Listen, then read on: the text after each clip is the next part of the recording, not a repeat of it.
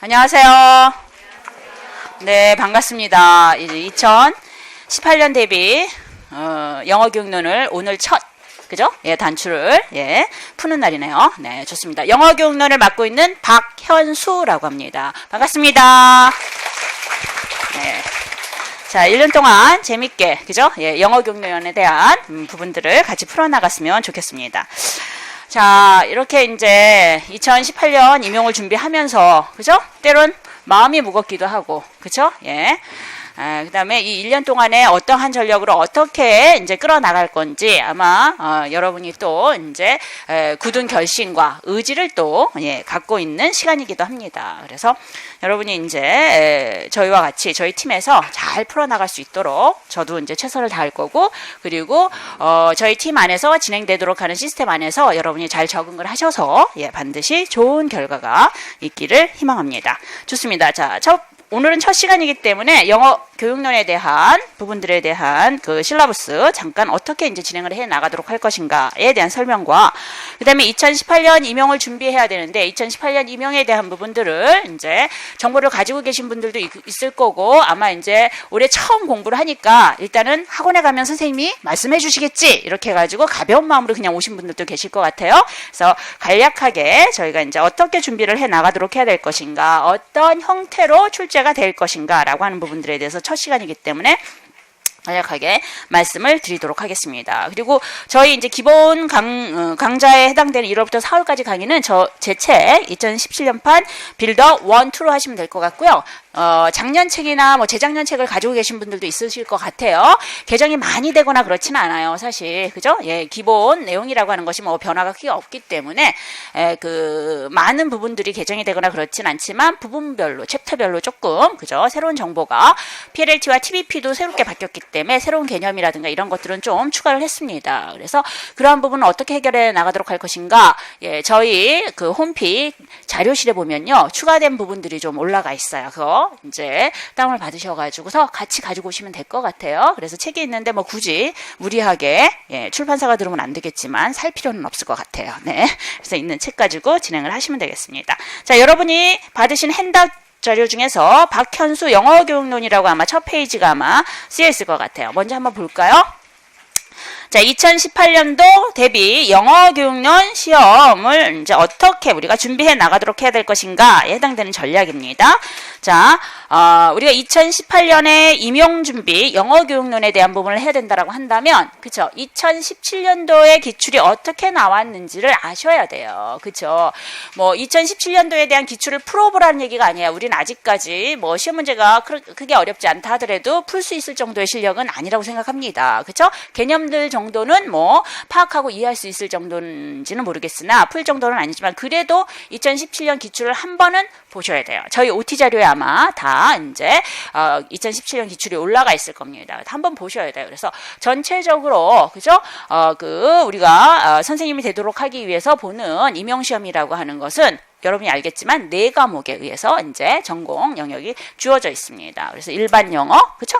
그다음에 문화, 그렇죠? 유태 선생님 맡고 계시죠? 그다음에 영어학, 교육론, 이렇게 해서 이제 내 영역에 의해서 진행이 된다라고 하는 거 알아두셔야 될 것 같고요. 그리고 있어서 이제 각 과목에 대한 비중이 어느 정도 차지하는가, 뭐 이 정도 파악하고 계셔야죠. 그것은 문제를 풀 수 없다 하더라도, 기출만 본다 하더라도 그 문항수에 의해서 그러한 비율이라든가 이런 것을 확인하실 수가 있을 것입니다. 그래서 A형과 B형 이렇게 이제 그 형태로 이제 임용이 이제 진행이 된다라고 하는 거, 거기서 보시면 이제 교육론에 대한 문항들이 가장 많아요, 사실. 그래서 이제 전공 영역 중에서 교육론에 대한 그 비중이 한 35% 정도 차지하고 있습니다. 그러면 굉장히 많은 거죠. 4과목 안에서 35% 정도면.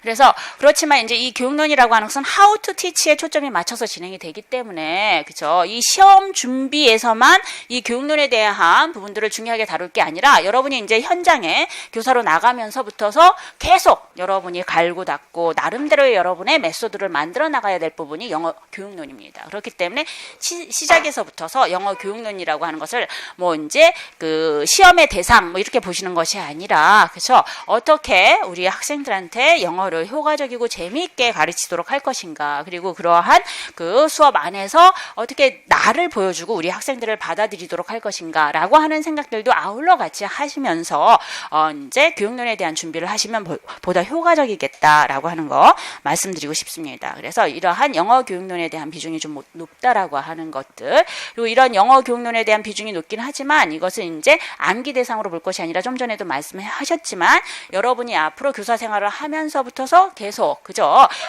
실전에서 적용을 해야 되는 부분들이에요. 그렇기 때문에 이해를 위주로 이렇게 이제 영어 교육론에 대한 부분들을 접근을 해주시면 훨씬 더 효과적이겠다. 그것이 1, 2차에 대한 준비를 다 할 수 있는 방법이다. 1차는 아까도 얘기했지만 지필의 형태로 A타입의 형태의 시험과 B타입의 형태의 시험으로 이제 진행이 되지만 이제 2차 같은 경우에는 How to Teach에 대한 부분을 보여주는 거죠. 그죠? 수업 실기라든가 이제 그 수업 실기 안에서의 이제 티칭 프레젠테이션, 지도안 작성 뭐 이러한 부분들이 사실 1월부터 준비가 되는 거예요. 영어 교육론에 대한 공부를 해 나가도록 함으로써 기본적인 그런 이론적인 토대를 가지고 실제 교실 안에서 듣기나 말하기나 읽기나 쓰기 지도에 대한 방법들을 가르치면서 그런 방법들을 실전에서 저희가 보여주도록 하는 형태로 진행되는 것이 2차이기 때문에 사실 영어 교육론이라고 하는 것은 1, 2차 준비가 같이 진행이 된다더라라고 생각을 하시고 진행을 하시면 되겠습니다. 어쨌든 간에 이제 2017년을 보게 되면 영어 교육론에 대한 비중들이 좀 많더라라고 하는 걸 확인하실 수가 있을 거고요. 그 다음에 이제 그 영어 교육론 안에서도의 그런 이제 토픽들이라고 하는 것이 아마 이제 빌드업을 1, 2월과 3, 4월을 보게 된다고 한다면 이 기본 과정 안에서 그렇죠. 2017년도에 나온 그 키텀이라든가 키 컨셉이라든가 이러한 것들이 다 들어가 있구나라고 판단 아마 하실 겁니다. 그래서 훨씬 더 그 2018년 임용을 준비하는 데 있어서 이런 기본 과정을 이제 쭉 진행해 나가면서 안심을 가질 수 있는 과목이 영어 교육론 과목이에요. 그렇죠? 낯설지 않구나. 이것만 기본 과정만 잘 이수한다고 한다면 2018년도 임용시험에서도 영어 교육론이 크게 어렵지 않겠구나. 뭐 전체적으로 다 이제 영어 교육론 파트 안에서는 다 만점을 맞을 수도 있겠구나라고 하는 자신감과 안도감이 드실 수 있기 때문에 이제 그 이 1월부터 4월까지 과정을 조금 더 충실히 할 수 있도록 하는 마음가짐이 생기지 않을까라는 그 기대를 제가 갖고 있습니다. 좋습니다. 그래서 이제 이렇게 진행되도록 하는 시험은 유형이 기평, 서술형, 논술형 세 가지 타입으로 진행이 되는 거예요. 그렇죠? 그래서 문항의 유형에 따라서 각각 문항에 대한 부분들을 접근해 나가도록 하는 것들도 사실 전략이 다 다를 수가 있습니다. 그래서 기평이라고 하는 것은 실질적으로 내가 정확하게 알아야지만 쓸 수가 있는 거예요. 이해하시겠어요? 그래서 서술형이라고 하는 것은 토픽을 가지고 사실상 주어진 데이터를 이용을 해가지고서 아는 것이 50%만 된다 하더라도 그것을 풀어나갈 수가 있습니다. 그래서 빵점이라고 하는 게 있진 않아요. 아예 낯선 토픽이 아닐 경우에는. 그래서 감점이라고 하는 것이 주어지는데 기평이라고 하는 것은 정확하게 키텀에 대한 부분들 또는 키 컨셉을 물어보도록 하기 때문에 그 키텀과 키 컨셉에 대한 부분을 모르면은 여러분이 틀려버리게 되는 겁니다. 근데 그러한 기평이 교육론은 작년에서는 세 문항 나오고 어떤 해는 네 문항이 나오기도 하는 겁니다. 그런데 이러한 부분들이 이제 기평 하나당 2점씩인데 그것이 6점, 8점 굉장히 큰 점수인 거죠. 이제 합격생을 보게 되면 0.01로도 떨어지게 되는 겁니다. 그랬을 때 이 한 문항에 갖게 되는 그러한 파장이 얼마나 큰가 이런 거 확인하실 수가 있을 것 같아요. 그래서 이런 기평에 대한 전략과 그 다음에 서술형에 대한 전략과 논술형에 대한 전략이 답안 길이가 점점 길어지게 되는 것이죠. 그죠? 예, 그래서 이러한 부분들에 대한 전략별 그러한 접근이라고 하는 것들, 이러한 부분들도 저희가 1월부터서 12월까지 이제 강의를 진행하면서 그죠? 시스테마틱하게 이루어질 것입니다. 특히나 1, 2월 강의는 이제 실제 2018년 임용 준비에 대한 도입 단계이기 때문에 바로 기평에 초점이 맞춰져 있어요. 기평에 초점이 맞춰져 있다라고 하는 것은 그죠? 실제 영어 교육론에 대한 기본적인 키텀이나 키 컨셉에 대한 부분들에 대한 노출과 이해를 목적으로 강의가 진행이 된다라고 생각을 하시면 될 것 같아요. 이해하시겠어요? 그리고 3, 4월 강의는 1, 2월 강의가 그래서 그 영어 교육론에 대한 기본적인 토대, 이론적인 배경 이런 부분을 배운다면 그런 배경을 토대로 해서 3, 4월에는 How to Teach, 어떻게 교실 수업에서 Listening, Speaking, Reading, Writing, Grammar, 그죠? 예, Vocabulary, 또 이제 클래스룸 테스팅까지 평가가 이루어질 것이 것인가 라고 하는 클래스룸 컨텍스트 안에서의 그런 기능 지도를 다루고 있습니다. 그래서 프랙티컬한 부분이 이제 3, 4월에 진행되는 건데 이런 3, 4월 안에서도 이런 각각의 교실 안에서 기능 지도 안에서의 그러한 방식이라든가 이러한 부분에 대한 키 컨셉, 키 텀에 대한 지도가 이루어지면서 3, 4월에는 서술형에 대한 접근까지 이루어지게 되는 겁니다. 그래서 기본 강의인 1월부터서 4월까지는 그 기본 형식으로 그죠? 기입형과 서술형에 대한 준비를 할 수 있는 강의다라고 생각하시고 따라오시면 될 것 같아요. 그리고 이제 제 책이 빌드업이니만큼 첫 시간에 대한 강의를 토대로 해서 두 번째 시간이 나가는 겁니다. 두 번째 시간을 토대로 해서 세 번째 시간이 나오게 되는 거예요. 각 챕터별로 빌드업이 되는 거예요. 이해하시겠죠? 그렇기 때문에 한 차시의 수업이라도 놓치시면 절대 안 되고 한 차시의 수업이라도 정리가 안 돼 있으면 안 됩니다. 이해하시겠어요? 그래서 매주마다 제가 이제 과제를 나눠 드릴 거예요. 그렇죠? 그래서 그 과제를 충실히 해가지고 오시는 것들 그것이 굉장히 중요하고 지금 처음 시작이기 때문에 그 과제를 어떤 식으로 어떻게 접근을 해야 될 것인가 연습이 잘 안 돼 있어요. 안 되더라도 해보는 게 중요한 거예요. 해본 것과 해보지 않는 것은 굉장한 차이가 있어요. 그래서 제가 이제 1, 2월에 이렇게 하자, 3, 4월에 이렇게 하자라고 하는 대로 그대로 따라온 학생들은 7, 8월, 9, 10월이 크게 어렵지 않게 넘어갑니다. 근데 7, 8월에 와서 1월부터 4월까지 선생님이 하도록 하는 그 과제를 하지 않았어요. 그래서 이런 부분에 대한 문제점이 생겼는데 지금부터라도 하면 안 될까요? 이렇게 상담을 오는 학생들 굉장히 많아요. 그렇죠? 예? 그래서 물론 그때라도 하는 것이 이제 도움이 되긴 하지만, 그죠? 이제 시험을 앞두고, 목전에 앞두고 나서 한다라고 하는 게 마음이 얼마나 바쁘고, 그죠? 예, 굉장히 힘들겠어요. 그렇기 때문에 지금 시간이, 상반기에 좀 시간이 있었을 때 여유 있게 그러한 과제들을 수행해 나가면서 진행을 하셨으면 하는 생각들이 듭니다. 이해하시겠죠? 그래서 이제 제 강의라고 하는 것은 각 챕터별로 연계성이 있고, 그 다음에 1, 2월의 강의가 토대가 돼야지 3, 4월의 강의를 나갈 수가 있어요. 이해하시겠죠? 예? 그래서 1, 2월과 3, 4월 그리고 1, 2월과 3, 4월을 진행을 해야지만 5, 6월은 뭐가 있죠? 기출문제에 대한 부분이 있어요. 제가 생각하기에는 기본 강좌 1년 중에서 가장 중요한 강좌를 뽑아라 라고 한다면 1월부터 4월 그 다음에 5월부터 6월 그래서 1월부터 6월까지는 기본 강좌로 보시면 될 것 같아요. 그래서 교육론은 다른 과목은 잘 모르겠어요. 교육론은 1월부터 6월까지만 완벽하게 자기가 소화한다라고 한다면 그냥 12월에 오셔서 시험 보셔도 돼요. 그게 문제가 되지 않습니다. 이해하시겠어요? 그래서 그만큼 중요하다는 강좌라는 얘기야. 그래서 그만큼 중요한 만큼 차시마다 한 차시도 소홀함을 두시면 안 된다라고 하는 것을 거듭거듭 말씀을 드립니다. 그래서 이러한 부분 이제 잔소리가 많죠. 예, 첫 시간이기 때문에 그런 거예요. 그렇죠? 예, 그리고 아마 이제 강의 자체가 한 1주, 2주, 3주까지는 탐색전일 거예요. 왜냐하면 여기 초수 한번 손 들어보세요.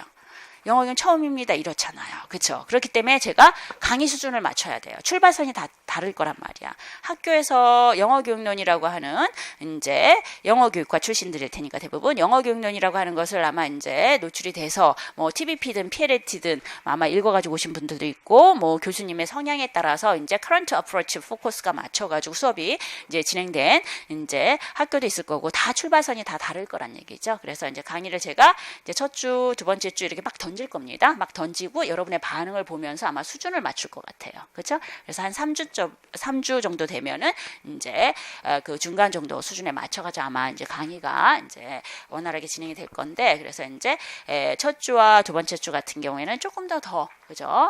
그 여러분이 이해가 편하도록 조금 속도를 그죠? 좀 이제 늦추고 반복적인 그런 어떤 정리라든가 이러한 부분들이 좀 더해져서 아마 이제 강의가 진행되지 않을까라는 생각들이 듭니다. 어쨌든 그래서 이제 첫 페이지 보시면 2018년 대비 영어교육론 어떻게 우리가 이끌어 나가야 될 것인가 2017년 기출문제를 이제 준해서 2018년에 대한 임용시험에 대한 준비가 이루어진다라고 보시면 될 것 같습니다. 그래서 기입형이라고 하는 것은요, 토픽에서 다뤄지는 키텀이나 키 컨셉에 따라서 이제 그 준비를 해야지만 기입형에 대한 정확한 개념에 대한 파악이 이루어질 수 있을 것이다. 그래서 그러한 강좌가 1, 2월에 진행이 될 것이고, 두 번째 서술형이라고 하는 것은요, 기본적인 데이터가 나와요. 클래스룸 데이터, 그죠? 교실에서 진행되는 여러 가지 수업 활동이라든가 수업 상황이라든가 주어집니다. 뭐 대화라든가 클래스룸 톡이라든가 이런 것들이 주어지고 그 안에서의 그러한 그 교육론에 대한 개념을 적용해서 그 주어진 데이터를 가지고 답안을 쓰도록 하는 형태입니다. 그래서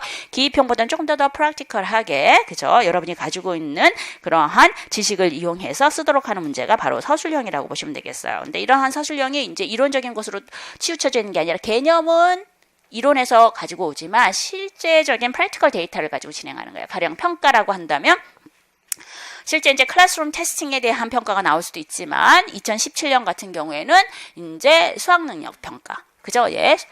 수학능력 평가를 주어지고 그러한 수학능력 평가에 대한 결과가 실제 대학에서의 수학능력과 어떤 관계가 있는지 그리고 이 평가가 가지고 있는 타당도는 무엇인지에 대한 부분들이 출제가 되는 거예요. 그래서 타당도에 대한 네이밍 자체는 개념에서 오게 되는 거예요. 그렇지만 이제 데이터를 가지고 이 타당도에 대한 부분들에 대한 근거를 대도록 하는 것은 실제적인 데이터를 이용해서 답안을 쓰도록 되어 있는 것입니다. 어떻게 확인할 수가 있어요? 점수가 높은 녀석이 실제 대학에서 수학 능력에 대한 성과, 퍼포먼스가 높은지만 확인해 주시면 되는 거예요. 그래서 그 데이터에 대한 정보들을 가지고 답안을 써 내려가시면 된다라는 것입니다. 그래서 이제 서술형은 조금 더 프랙티컬하게 진행이 되는 거고 논술형은 그거보다 더 아예 하나의 교실 수업에 대한 상황들을 observation 하도록 하는 거예요. 그래서 그러한 교실 수업 안에서 일어날 수 있는 여러 가지 문제점이라든가 수업의 타입이라든가 그죠? 이러한 부분들을 갖다가 비교 분석하거나 한 수업에 대한 관찰을 토대로 해가지고서 두 단락에 대한 글을 써보도록 하는 것이 바로 논술형이에요. 그렇기 때문에 실질적으로 그죠? 예, 그 점수에 대한 비중도 기입형 2점, 서술형 4점, 그 논술형 10점.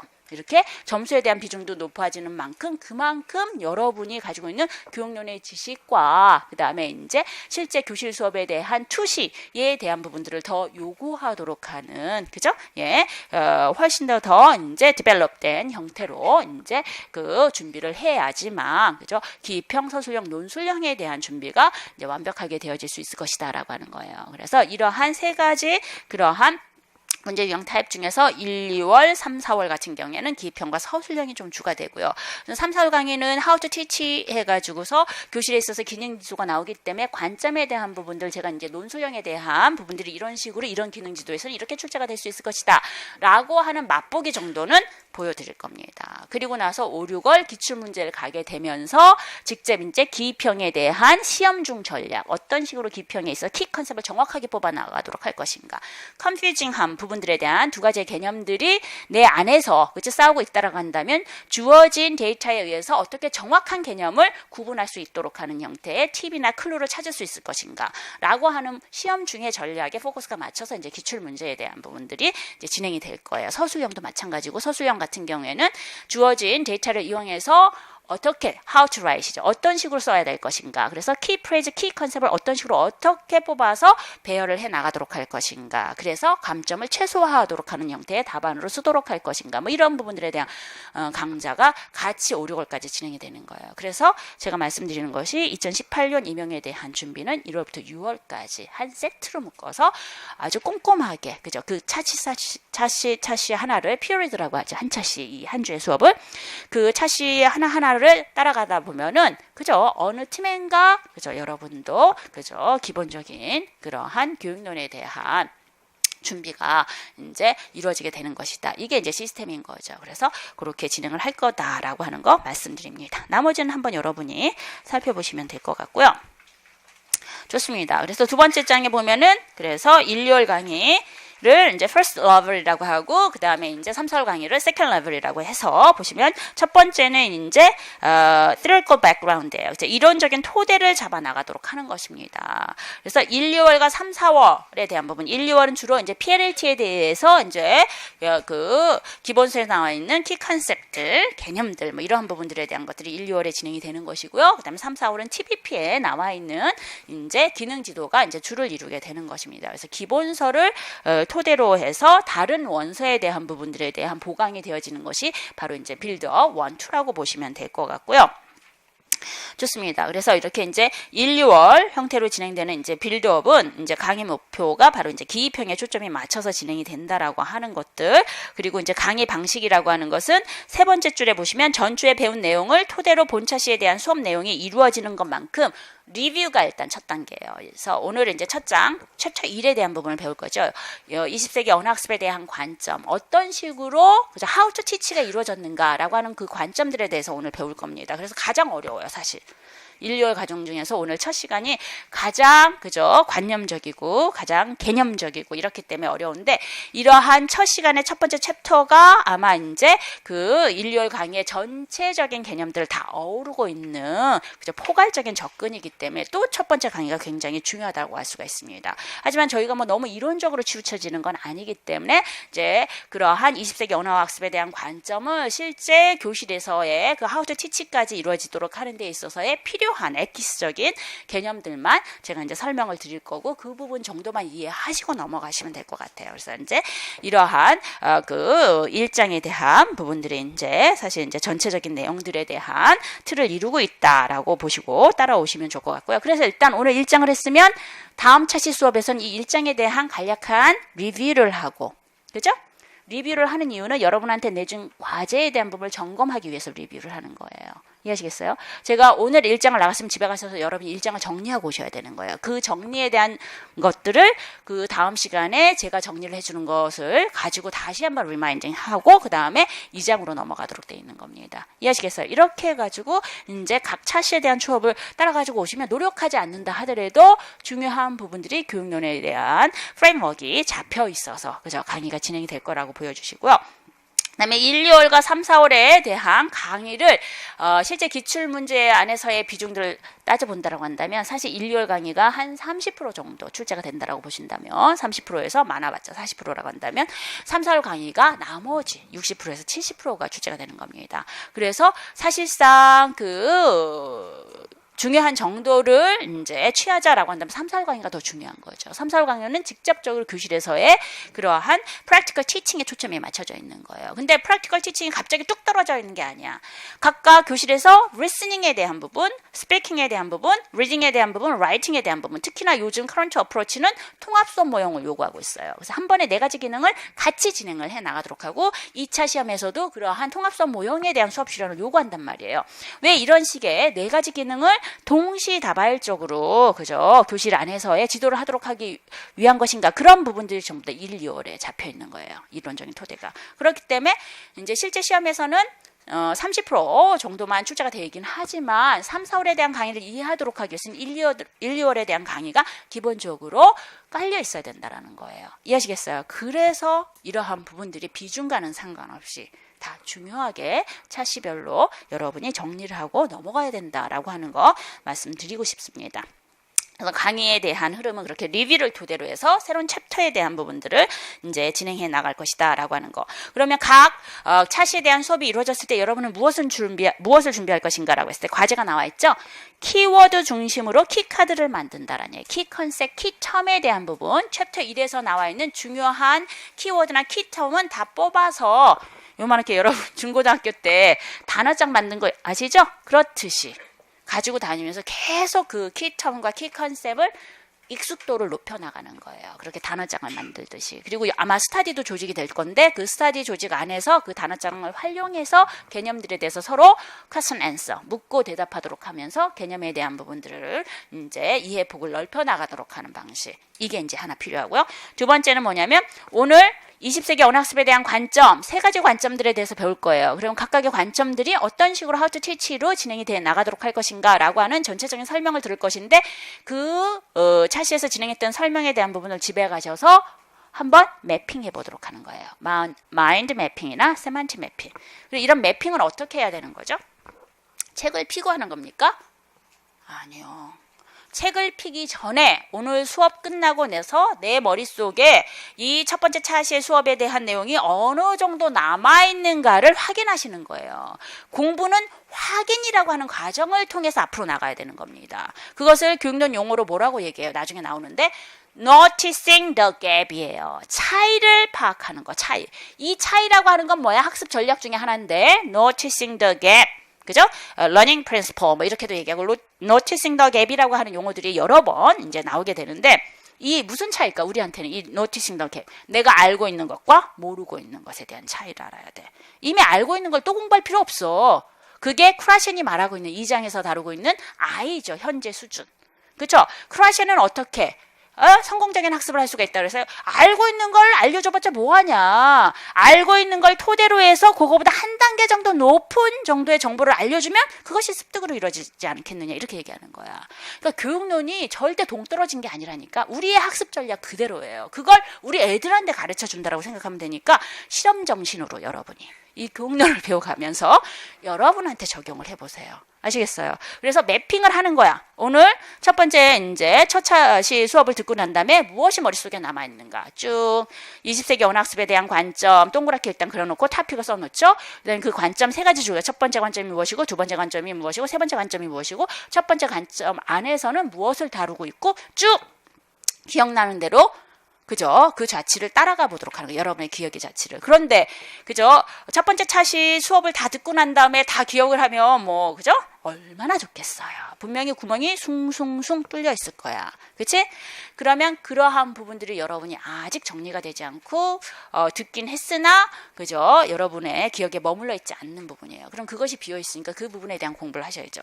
그렇게 첫 번째 매핑을 하고 난 다음에 책을 펴고 나서 다시 어떤 부분들이 부족했는지 책을 보면서 그것을 채워 넣으세요. 그리고 첫 번째 챕터에 대한 부분들 저희가 이제 수업 시간 나갔을 때 이제 중요한 부분들 위주로 나가기 때문에 책을 꼼꼼하게 다 읽어드리지 않습니다. 여러분 이제 집에 가셔서 리뷰하실 때 이제 꼼꼼하게 다 읽어보시는 거예요. 그래서 공부를 첫 번째 챕터를 쭉 다 하시는 거예요. 형성평가는 아직 풀 수 있는 단계 아니까 형성평가는 놔두세요. 1개월에. 그래서 쭉 공부를 다 하시고 난 다음에 공부를 하고 난 다음에 그 다음에 뭐예요? 세컨드 마인드 매핑을 하시는 거예요. 공부했던 내용들. 그래도 기억이 안 남는 것이 있을 수 있어요. 그러면 그것을 이제 색펜을 이용해서 다시 한번 추가적으로 더 넣으셔야 된다는 거예요. 이해하시겠어요? 이런 식으로 공부를 하시는 거예요. 그래서 과제는 키카드 만드는 거 하나, 그 다음에 마인드 매핑 또는 세만틱 매핑 하도록 하는 그 차시. 맨 처음에 쓴 동그라미 거 20세기 언어학습의 관점만 그려질 수 있어. 나머지는 안 떠올라. 이해하시겠어요? 그래도 20세기 언어학습에 대한 관점만이라도 그려야 돼, 집에 가서. 무슨 말인지 아시겠어요? 응?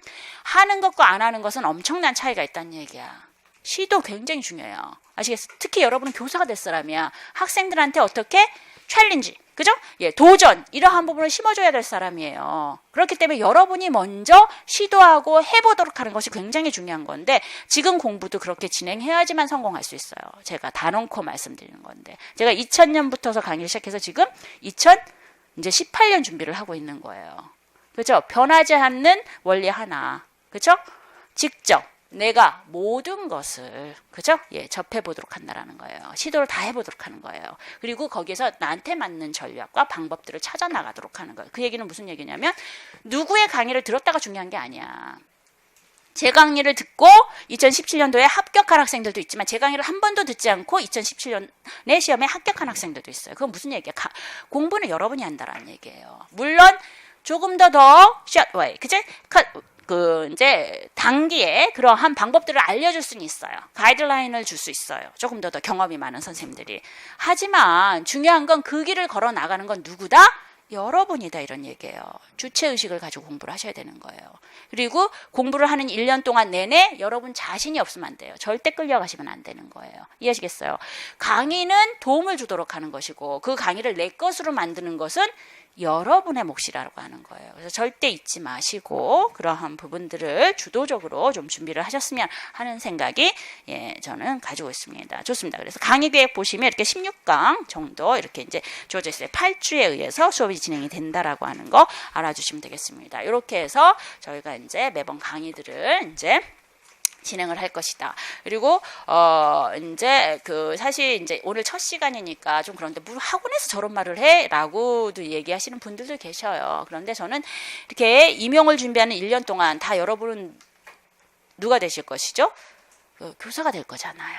그렇기 때문에 그냥 시험에 통과해서 그냥 월급을 받는 한 명의 직장인, 완벽한 그죠 안정감 있는 직장을 구하고자 하는 구직자가 아니라 학생들과 많은 시간을 함께 나누고 학생들의 인성을 돌봐줄 수 있는 대상으로서 교사가 되려고 한다는 얘기예요. 그래서 공부도 같이 하지만 여러분이 왜 교사가 되려고 하는 건지 그리고 이 시대에서 교사란 무엇인지 라고 하는 것들도 아울러 같이 생각을 하시면서 1년 동안 준비가 그저 의미 있게 진행이 되었으면 하는 바람이 있습니다. 왜냐하면 제가 이제 2차를 준비하면서 굉장히 그런 걸 많이 느껴요. 1차 때는 시간이 없으니까 뭐 공부 나가기도 바빠요. 교육론에. 그죠? 예, 챕터들도 많고, 그 다음에 이제 개념들도 많기 때문에. 근데 2차를 준비하면서 이제 수업이라고 하는 것을 보여주는 거잖아요. 근데 교실에서 수업은 교사와 학생이 같이 만들어 나간다는 얘기예요. 같이 만들어 나간다라고 하는 것은 거기에서, 그쵸? 그 영어라고 하는 부분에 대한 훈련만 시킨다라고 한다면 교사일 필요가 없어요. 그냥 영어를 잘하는 사람이 들어오면 되는 거야. 응? 그래서 수업에 대한 부분들은 사실상 어떻게 교사와 학생이 같이 만들어 나가서 퍼스널리티와 퍼스널리티가 만들어 나가는 거예요. 그래서 하나의 그러한 교감이 이루어지고 그 다음에 대화가 이루어지는 것이 학습 현장이라고 보시면 될 것 같습니다. 그래서 그러한 부분들에 여러분이 어느 정도 갖춰진 인성 하에서 학생들을 대해야 된다고 생각을 하고 정말 내가 교사가 왜 되려고 하는지 어떤 교사가 되고 싶은지에 대한 부분들 그렇죠? 그런 부분을 고민하면서 1년 동안 준비를 좀 잘 해가서 현장에 가서도 정말 여러분이 원하는 교사상을 만들어 나가면서 교사를 하셨으면 좋겠어요. 그래서 저는 항상 이제 첫 시작에서는 내가 교사로서 what to teach, 무엇을 가르칠 것인가 학생들한테 무엇을 가르칠 것인가 과연 내가 가르칠 수 있는 사람인가라고 하는 거예요. 물론 영어는 가르칠 수 있죠. 학생들보다 뛰어난 능력을 가지고 계시니까. 대학에서 4년 동안 공부를 하셨고, 그죠? 하지만 그러한 트랜스미터, knowledge, 지식만을 전달하는 사람들은 꼭 내가 아니어도 된다는 얘기예요. 근데 내가 왜 교사가 돼야 되냐고요. 사실 인터뷰나 이러한 부분도 여러분의 퍼스널리티를 찾아가도록 하는 질문들이 많이 늘어난다라고 하는 것은 교육 현장도 그러한 부분에 이제 관심으로 돌려나간다라고 하는 거예요. 근데 이건 하루아침에 생겨나가는 게 아니에요. 끊임없이 여러분 생활 안에서 고민해야 되는 흔적이 있어야지만 대답할 수 있는 질문들이 있어요. 퀘스천이. 그죠? 그러한 부분들에 대한 질문을 좀 하셨으면 좋겠다라고 하는 거. 과연 아이들 앞에서 여러분이 여러분 자신을 보여줄 수 있는 사람이면 교사가 돼도 됩니다. 이해하시겠어요? 그래서 그러한 부분들을 가지고 1년 동안 좀 준비를 하셨으면 또 이게 너무 심각해지죠, 제가. 네, 그래서 아무래도 요즘 그죠? 예. 세상도 그죠? 예, 참 답답하고 이러니까 그러한 부분들 특히 학생들 앞에서는 여러분의 모습이 어때야 될 것인가 라고 하는 생각 고민들을 되게 많이 한 것 같아요. 새로운 빌드업 책에 보시면 앞부분에 제가 서원에도 막 그런 부분들을 많이 썼는데 뭘 지금 보실 필요는 없어요. 나중에 보시면 되고요. 네, 그래서 그런 부분들에 대한 고민이 많기 때문에 그러한 시대를 떠나서 우리가 또 그죠? 예, 교사가 될 수는 없습니다. 그래서 그런 부분을 고민을 하시면서 여러분이 같이 이제 준비를 하셨으면 좋겠다라고 하는 거 바람 말씀드립니다. 좋습니다. 오늘 이제 빌드업 첫 장 한번 볼까요? 자, 첫 장을 보시면 이제 언어 습득 및 학습 유형이라고 하는 것이 나와요. 앞에 이제 컨텐츠도 쭉 나와 있는데 이론적인 측면, 교실 수업으로 나가기까지 필요한 이론적인 개념들이 쭉 나와 있습니다. 빌더 1에는요.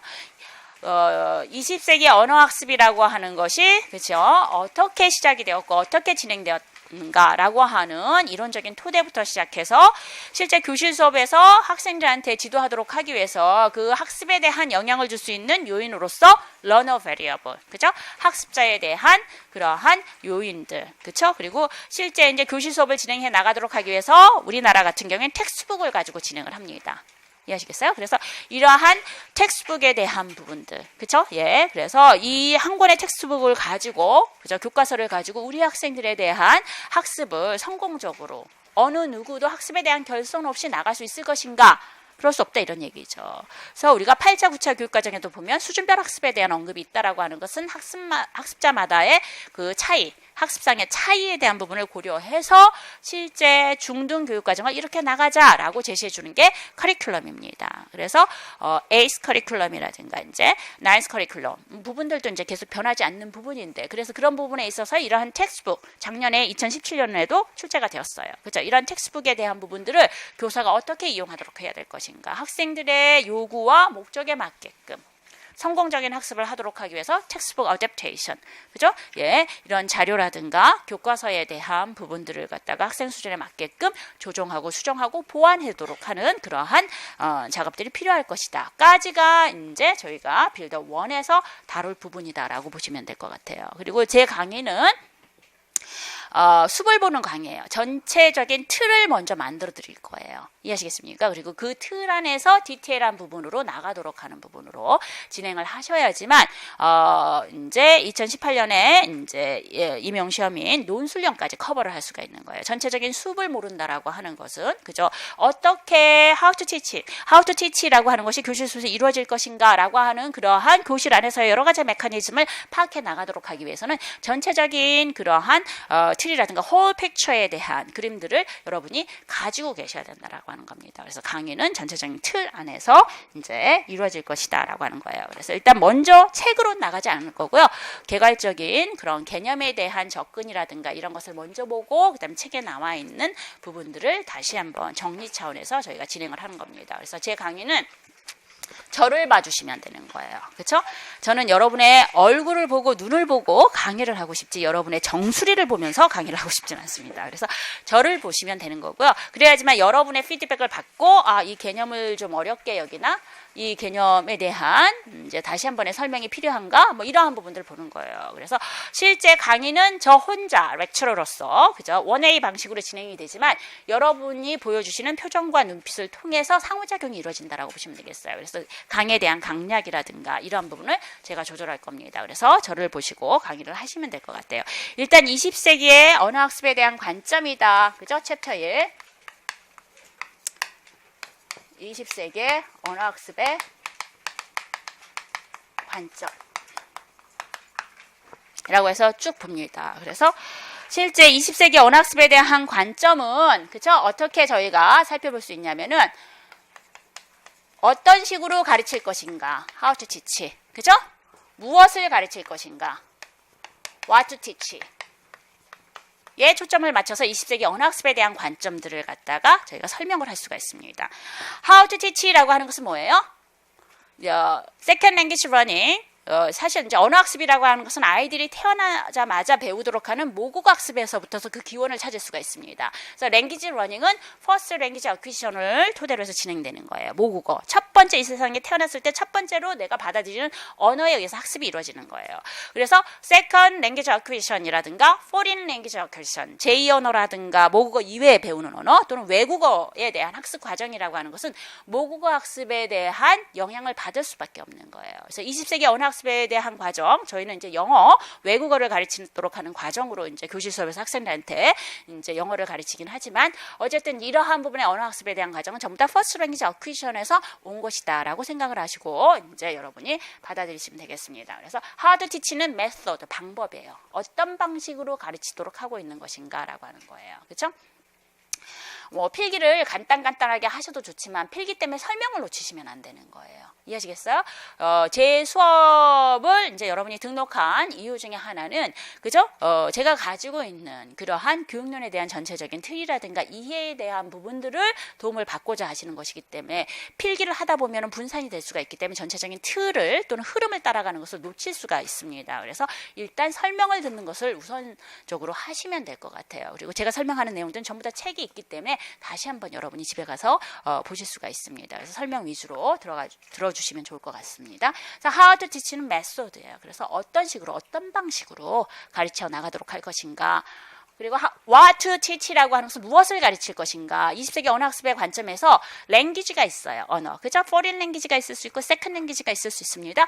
이런 랭귀지의 어떠한 층에 어떠한 측면을 가르칠 것인가. 랭귀지라고 하는 것은 우리가 흔히 뭐가 있습니까? 겉으로 보여지는 structure, 그죠? 형태, 그죠? 형식 이런 것이 있습니다. 그래서 우리가 흔히 얘기하고 있는 language form, 그죠? structure, 뭐 이런 겉면으로 보여지는 거. I'm hungry라고 한다면 I에 대한 성분, M에 대한 성분, hungry에 대한 성분, 이거 하나하나 이러한 부분들을 가르칠 것인가? I'm hungry. 라고 하는 것을 왜 말했고 어떤 상황에서 말했고 어떤 의도를 가지고 말했는가 그 의도, intention이라고 하는 것을 가르칠 것인가 그것이 what to teach에 해당되는 겁니다. 이해하시겠어요? 그래서 20세기 언어학습 관점이라고 하는 것은 어떤 방식으로 가르칠 것인가 언어의 어떤 측면을 가르치도록 할 것인가에 따라서 세 가지의 언어학습에 대한 접근으로 이제 출발을 하게 돼서 교실 수업 안에서의 여러 가지 유형의 메소드, 티칭 메소드, 교수 방법으로 이제 전환이 되는 것이다라고 보시면 되겠습니다. 이해하시겠습니까? 그래서 그런 세 가지 관점 중에서 첫 번째 관점이 behaviorism이에요. 두 번째 관점이 cognitivism. 세 번째 관점이 constructivism. 자, 여기서부터서 이제 용어들이 나오기 때문에 굉장히 어렵습니다. 그쵸? 그러니까 어려워도 그냥 너는 그냥 어려운가 보다 이렇게 생각하고 받아들이시면 되는 거예요. 그쵸? 예. 그래서 요것들에 대한 개념들이 이제 빨리빨리 여러분이 이제 익숙도를 높여 나가도록 하기 위해서 그래서 키카드를 만들려고 하는 것입니다. behaviorism이라고 하는 것은 뭐라고 얘기하죠, 여러분? 행동주의예요. 그리고 제가 하나 이제 말씀드린 것은 제가 뭔가 질문을 하시면요. 알고 있는 것을 혼자만 알지 말고 그냥 그죠? 제가 어려운 질문 안 하잖아요. 그죠? 예, 그러니까 겉으로 드러내셔야 되는 거예요. 학습 방법 중에서 유태인의 학습 방법이라고 하는 것이 굉장히 뜨죠. 그죠? 그것은 뭐냐면 겉으로 소리를 내서 read aloud. 그죠? 예, 큰 소리를 내서 학습을 하면서 이렇게 큰 소리를 내서 대답을 한다라고 하는 것은 뭐냐면 자기가 알고 있는 것을 표명한다라고 하는 측면에서 자신감도 있지만 자기가 말함으로써 다시 한번 듣는 거예요. 그래서 인지적 과정이 2배, 3배로 높아진다라고 하는 겁니다. 그래서 유치하지만 그죠? 예, 물어보면 대답을 해주세요. 그죠? 예, 그게 도움이 됩니다. 그래서 behaviorism은 행동주의라고 하는 거예요. 행동주의 학습에 대한 관점이라고 얘기합니다. cognitivism이라고 하는 것은 타이틀 안에서 교육론은 새로운 용어가 나와도 어렵진 않아요. 왜냐하면 그 네이밍 자체가 미닝을 가지고 있어요. 그렇죠? 그래서 cognitivism이라고 하는 건 인지주의라는 거예요. 인지주의. 그죠? constructivism이라고 하는 것은 구성주의, 뭔가 만드는 거겠죠. 구성주의라고 하는 입장이라고 보시면 되겠습니다. 그래서 behaviorism이라고 하는 행동주의 학습 관점이라고 하는 것은 학습이 어떻게 이루어지는 것인가 라고 얘기했을 때 학습이라고 하는 것은 뭐에 의해서? 관찰에 의해서 이루어지는 것이다. 이렇게 얘기를 합니다. 관찰에 의해서. 뭐 이게 관찰이 중요한 용어는 아니에요. 관찰에서 이루어진다라고 하는 것은 뭐냐면 language learning, 언어 학습을 한다고 해. 행동주의라고 하는 것은. 그치? 남이 하는 언어적 행위. 그죠? language behavior. 그죠? 언어적 행위를 봐. 저 사람이 어떻게 말하나? 그리고 그 말한 내용들을 관찰하고 그거랑 똑같이 행동을 하는 거예요.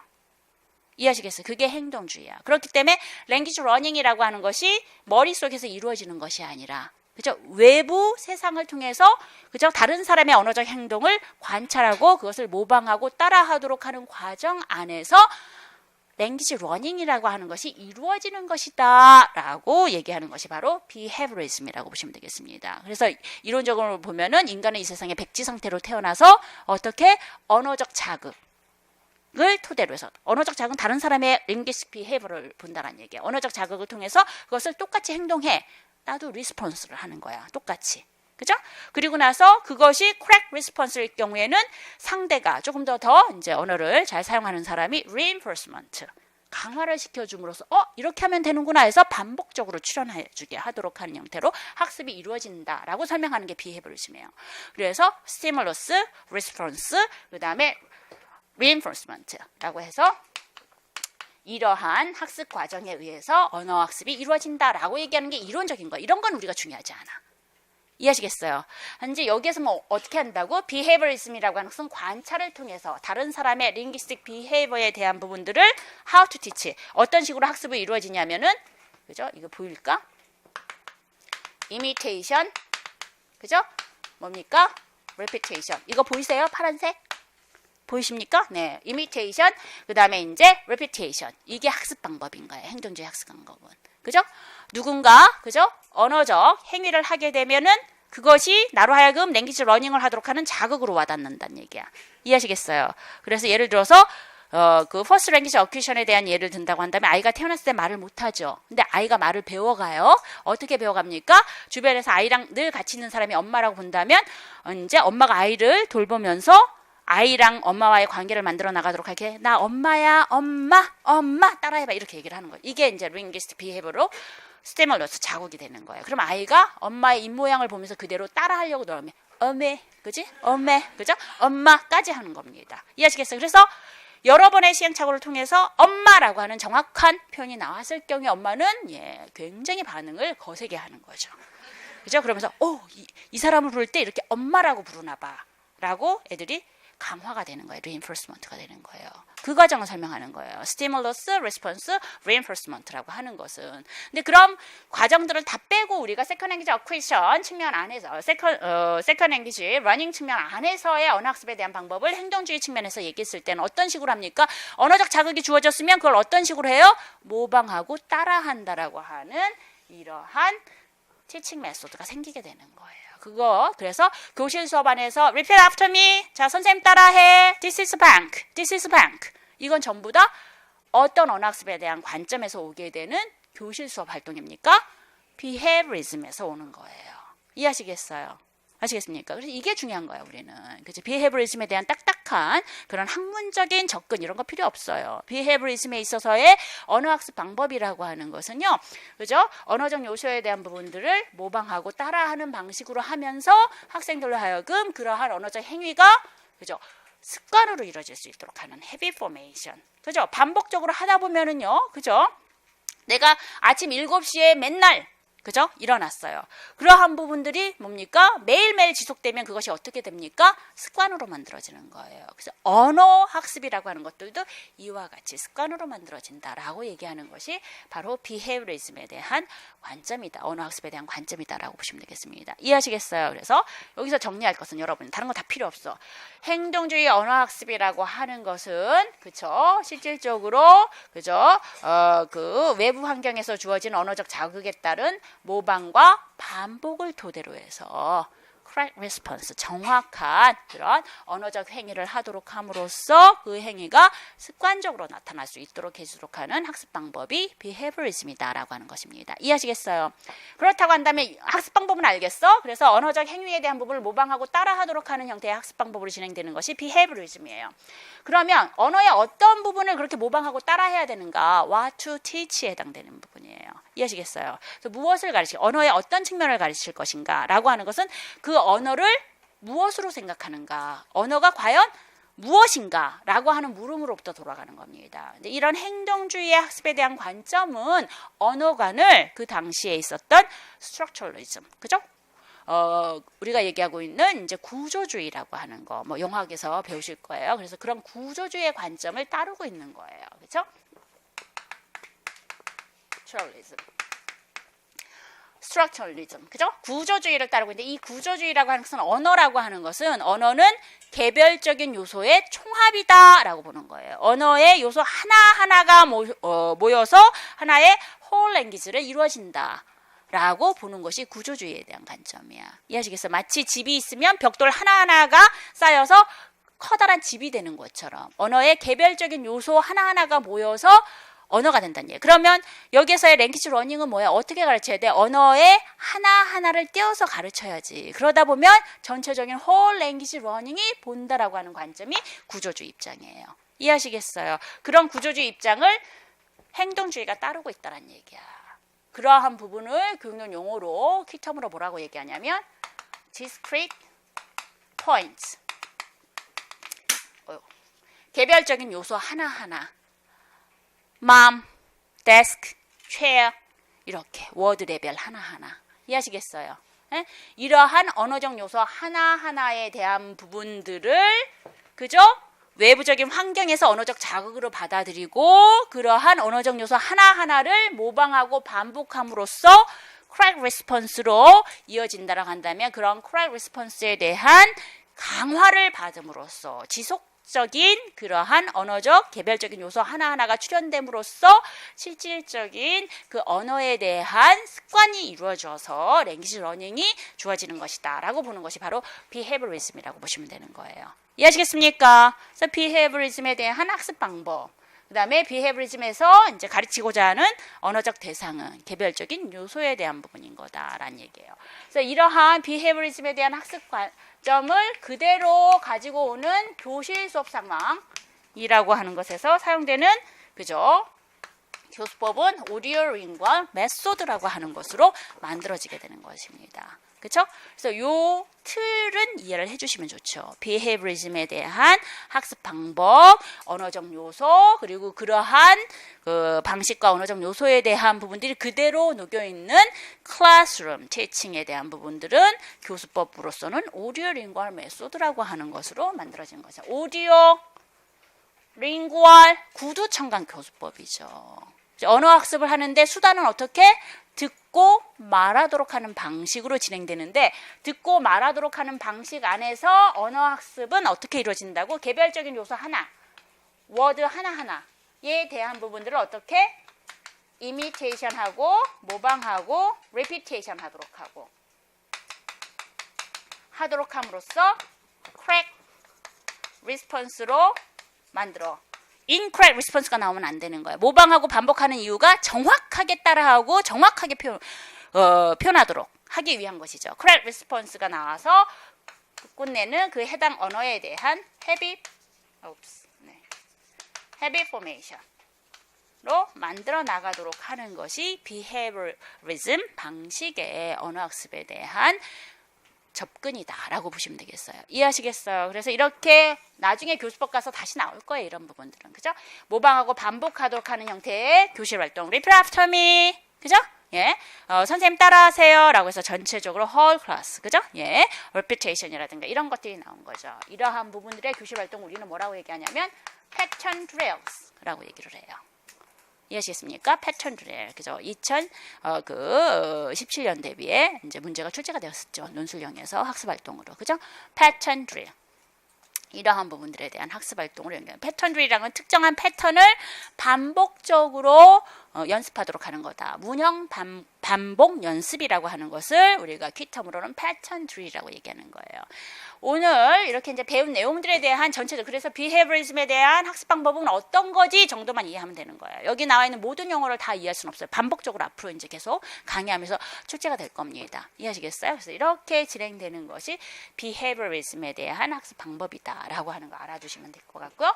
그다음에 이러한 behaviorism으로 진행되는 학습 방법이라고 하는 것이 이제 cognitivism에 의해서 이제 공격을 받기 시작하는 거예요. 그래서 뭔가 새로운 출현이라고 하는 것은 이전의 것이 마음에 들지 않았기 때문에 변화하고 싶어서 새로운 접근법이 나오게 되는 것이죠.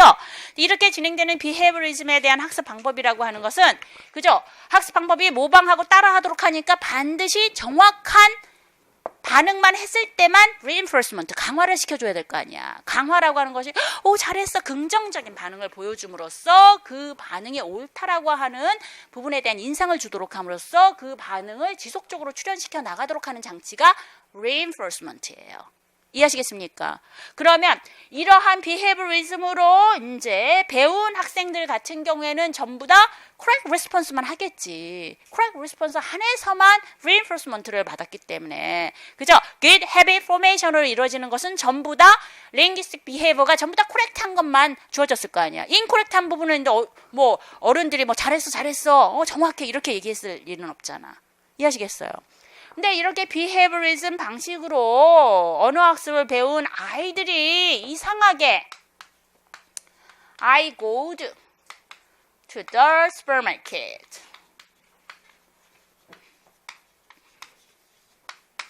이런 표현을 쓰더라 이런 얘기야. go to. 이건 correct response 아니에요? 아니야. 근데 애들이 보면 이 단계를 꼭 거쳐 모든 애들이 이렇게 부정확한 언어 행태를 하는 거야. 그럼 이 고드가 왜 출현했는가? 왜 linguistic behavior로 이런 고드라고 하는 incorrect form이라고 하는 것이 나오게 됐는가라고 하는 설명을 behaviorism 방식으로는 설명할 수 있어요? 없어요? 없어. 그럼 이건 아닌가 봐. 이 학습 접근을 가지고 전체적인 랭귀지 러닝을 설명하기는 무리가 있다. 그래서 새로운 시도, 새로운 접근이라고 하는 것, 이 고드를 설명할 수 있는 새로운 접근이라고 하는 것이 필요하다라고 하는 것을 생각하게 되는 거야. 이해하시겠어? 이 고드는 그러면 뭐와 비슷하게 생겼어? 일단 고우는 알 수 있을 것 같아. 그치? 근데 이리는 뭐야? past tense, 과거 시제를 만드는 엔딩이야. 그러면 고우는 그죠? 어떻게 과거 past tense를 만들어? went로 가야 돼. 그치? went로 가야 되는데 그러면 past tense를 붙이는 이 ed 엔딩은 어떻게? 이렇게 irregular verb가 아니라 regular verb, 규칙적인 변화를 이끄는 동사들한테만 붙이는 거야. 가령 play, like 이러한 동사들에 대한 과거형은 played liked야. 그럼 무슨 얘기야? 이 고우들을 가지고 우리가 어떻게 파악을 할 수가 있어? 규칙 동사와 불규칙 동사에 대한 혼합 형태가 고우드가 된 거구나 라고 하는 거야. 그럼 이 아이가 이런 고우드를 사용했을 때는 어떻게? 난 파스트 텐스를 써야 돼. 근데 난 슈퍼마켓 갈 거거든? 그게 혼합적으로 머리 안에서 그 규칙들이 혼합된 상태로 나오게 되는 거야. 그 얘기라고 하는 것은 그 규칙에 대한 학습이 어디서 이루어진다는 얘기야? 외부에서, 환경에 의해서 관찰된 것이 아니라 학습자 인지구조 안에서, 그죠?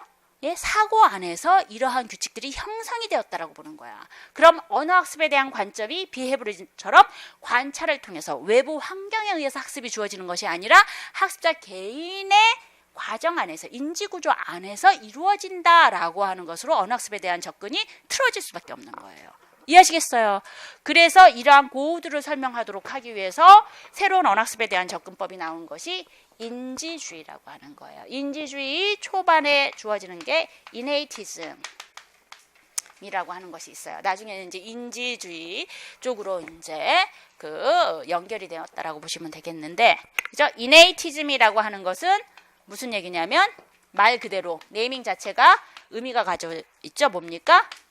선천주의라고 하는 거예요. 선천주의, innatism, innate, 타고난 뭐 이런 뜻인 거잖아요. 그죠? 선천주의 또는 네이티비즘이라고 하는 데도 있어요. 그건 뭐 그런 것들은 그렇게 그 거대한 그런 개념적인 용어들은 출제가 되지는 않습니다. 어쨌든 간에 부르도록 하는 것이 네이티비즘도 생득주의 가지고 태어났다는 얘기야. innatism 또는 nativism, 생득주의 뭐 이렇게 얘기를 하는데, 선천주의라고 하는 것은 뭐야? 아까 비헤브리즘이라고 하는 건 태어날 때 백지 상태지. 그래서 외부 환경에 의해서 학습을 주장을 했잖아. 그럼 이 선천주의는 정반대겠지. 뭐야? 뭔가 가지고 태어난다는 얘기지. 뭘 가지고 태어났다는 얘기야? 뭘? LAD. 뭘 가지고 태어났어? LAD라고 하는 것은 Language Acquisition Device. 언어 습득 장치라고 하는 거야. 이걸 가지고 있어. 언어 습득 장치가 뭔데? 이 언어 습득 장치는 전 세계적으로 있는 모든 언어가 가지고 있는 공통적이고, 그죠? 보편적인 문법 체계. 그죠? 랭귀지를 활성화시켜 나갈 수 있도록 하는 그러한 툴 또는 공장을 가지고 태어났다는 얘기야, 머릿속에서. 그치? 그래서 내가 한국에 태어났어. LAD를 가지고. 한국어에 대한 노출돼. 그럼 한국어에 대한 랭귀지 코드와 내가 가지고 태어난 LAD라고 하는 것에서의 코드가 한국어 코드끼리 연결이 돼. 그래서 내가 코리안 랭귀지를 갖다가 애퀴지션 할 수 있다는 얘기야. 내가 미국에서 태어났어. 아유, 얼마나 좋아. 그죠? 자연스럽게 영어를. 그죠? 그렇지만 우리는 우리나라 사랑해요. 네. 좋습니다. 그래서 영어를. 내가 프랑스에 태어났어? 불어를. 손쉽게. 그래서 그 언어에 대한 부분들을 갖다가, 그죠? 우리가 태어나서 시간이 지나면 아이가 기어다니고, 그치? 그 다음에 뒤집고, 그 다음에 걸어 다니는 것처럼 노력하지 않더라도 자연스럽게 언어의 체계가 발달을 할 수가 있는 것이다. 무엇 때문에? 가지고 태어난 LAD 때문에. 그렇기 때문에 이러한 인네이티즘에 있어서의 언어학습이라고 하는 것은 노력하지 않더라도 저절로 언어 발달이 돼. 그렇기 때문에 언어 습득이라든가 언어 발달을 하도록 하기 위해서는 뭐만 필요하면 되는 거야? 그냥 해당 언어에 대한 노출만 해주면 되는 거야, 익스포저. 그럼 저절로 LAD가 작동을 하게 된다는 얘기예요. 그러한 부분을 우리가 챕터 2에서 배우고 있는 이 언어 습득 모형 중에서 누구? 프라션의 인풋 하이포세스가 이 얘기를 그대로 담고 있는 거예요. 필요 없어. 성공적인 언어 학습에서는 오죽하면 네이밍도 인풋 하이포세스야. 그치? 인풋만 주어지면 저절로 언어 발달이 이루어진다라고 주장하고 있는 거예요. 이해하시겠어요? 그래서 비헤이버리즘과 각을 세우게 되는 거죠. 전혀 학습에 대한 방법이 달라지는 겁니다. 이해하시겠습니까? 그래서 그 주어진 언어적인 요소만 노출이 된다라고 한다면 저절로 언어 발달이 된다더라 라고 하는 입장에서 커그니티비즘으로 오게 됩니다. 커그니티비즘이라고 하는 것은 조금 이네이티즘과 차이가 있어요. 이네이티즘은 아까도 얘기했지만 노력하지 않아도 돼. 내가 가지고 태어난 것 때문에 저절로 언어 발달이 있으니까 노출만 제대로 해주면 돼. 자, 한국어 노출, 한국어 습득. 그지? 영어 노출, 영어 습득. 이러면 얼마나 좋겠어. 우리도 더 이상 발달하지 않았었으면 좋겠어. 딱? 그지? 이네이티즘이 맞아 떨어졌다고 한다면 우리가 언어 때문에 이렇게 고생할 필요는 없잖아요. 이해하시겠어요? 그런데 그렇지 않다라고 하는 거지. 그죠? 학습에 대한 세컨 랭귀지 어쿠이션을 보게 된다고 한다면 실제 인간이 행동주의와는 달리 뭔가 가지고 태어나긴 해. 뭔가 가지고 태어나긴 하지만 이네이티즘이 주장하도록 하는 것처럼 보편적인 언어 체계 LAD라고 얘기하기는 딱히 어렵다는 얘기예요. 뭔가 가지고 태어나긴 하는데 그것은 그냥 학습할 수 있는 능력. 동물과 다르게 뭔가 가르쳐주면 습득으로 이루어지고 학습이 일어나는 그러한 그냥 러닝 어빌리티 정도 가지고 태어났다 이런 얘기인 거죠. 그것이 뭐 누구는 뭐 지능이라고도 얘기를 하기도 하고 뭐 이렇게 여러 가지 표현으로 얘기를 합니다. 가지고 태어난 건 분명해. 그래서 뭔가를 가르치면 곧잘 그것을 학습해가지고 자기 것으로 활용을 할 수가 있다라고 하는 그런 능력은 가지고 태어나.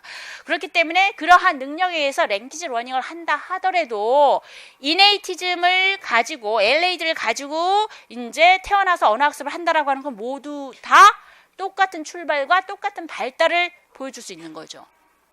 그지 여러분? LAD가 있다고 한다면 누가 더 그죠? 영어를 더 잘하고 누가 영어를 더 못하고 이런 게 있을 수 있어 없어?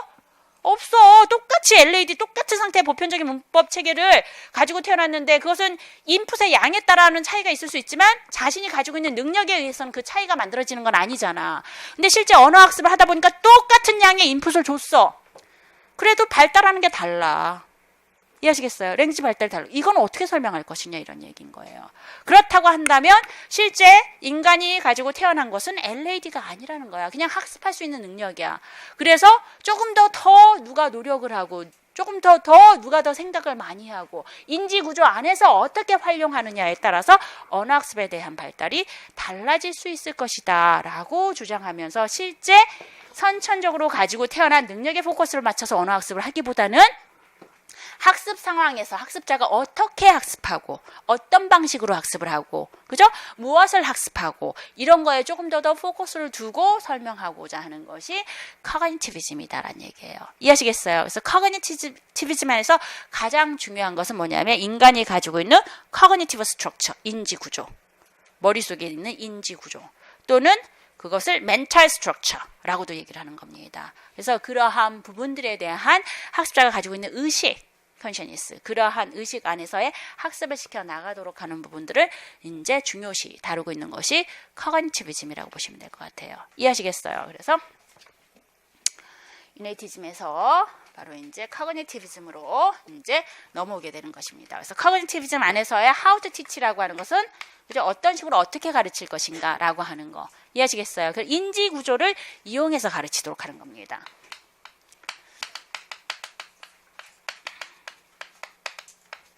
그죠? Cognitive structure. 그죠? 인지 구조를 이용해서 학습을 시켜 나가도록 하는 거야. How to teach는. 인지 구조를 이용해서 학습을 시켜 나간다라고 하는 건 뭐야, 여러분? 행동주의 같은 경우에는 뭔가 가르쳐. 그럼 머릿속에 쌓여요, 안 쌓여요? 안 쌓여. 이해하시겠어요? 왜냐면 개인적으로 이런 인지 구조를 가지고 학습하는 것이 아니라 모방하고 따라하도록 하는 행동에 대한 부분들을 갖다가 습관적으로 만들어 나가면서 랭귀지 러닝이 되도록 하는 거야. 근데 커그니티비즘이라고 하는 것은 그 인지 구조 안에 뭔가를 가르쳤어. 그지? 노출 인풋을 줬어. 그치? 그래서 뭔가를 이제 워드라든가 그다음에 또는 룰이라든가 이런 것을 줬으면 이 커그니티브 스트럭처 안에 쌓여. 이해하시겠어요? 그 다음에 이제 이게 이제 first 아이템이야. 세컨 아이템 줘. 그럼 이 쌓인 거 안에서 그 해당 부분들, 워드면 워드 쪽에 가가지고 차곡차곡 정리가 되고 같이 묶어서. 룰이면 뭐 예를 들어서 verb 시스템이면 verb 시스템대로 차곡차곡 정리가 돼. 이해하시겠어요? 새로운 항목과 그 다음에 그 이전에 이제 인지 구조 안에 들어가 있는 항목끼리 서로 어떻게 링킹이 되는 거야. 릴레이팅이 되는 방식으로 학습을 시켜 나가도록 하는 것이 커그니티비즘에서 주장하고 있는 것이라고 보시면 되는 거예요. How to teach. 이해하시겠어요? 그래서 예를 들어서 오늘 언어 학습 상황에서 이렇게 보면 go, went를 가르쳤어. 이게 new 아이템이야. 응? 규칙. 그치? go를 이제 past tense는 went다. 라고 하는 부분으로 이제 교실 수업 안에서 학생들을 가르쳤어.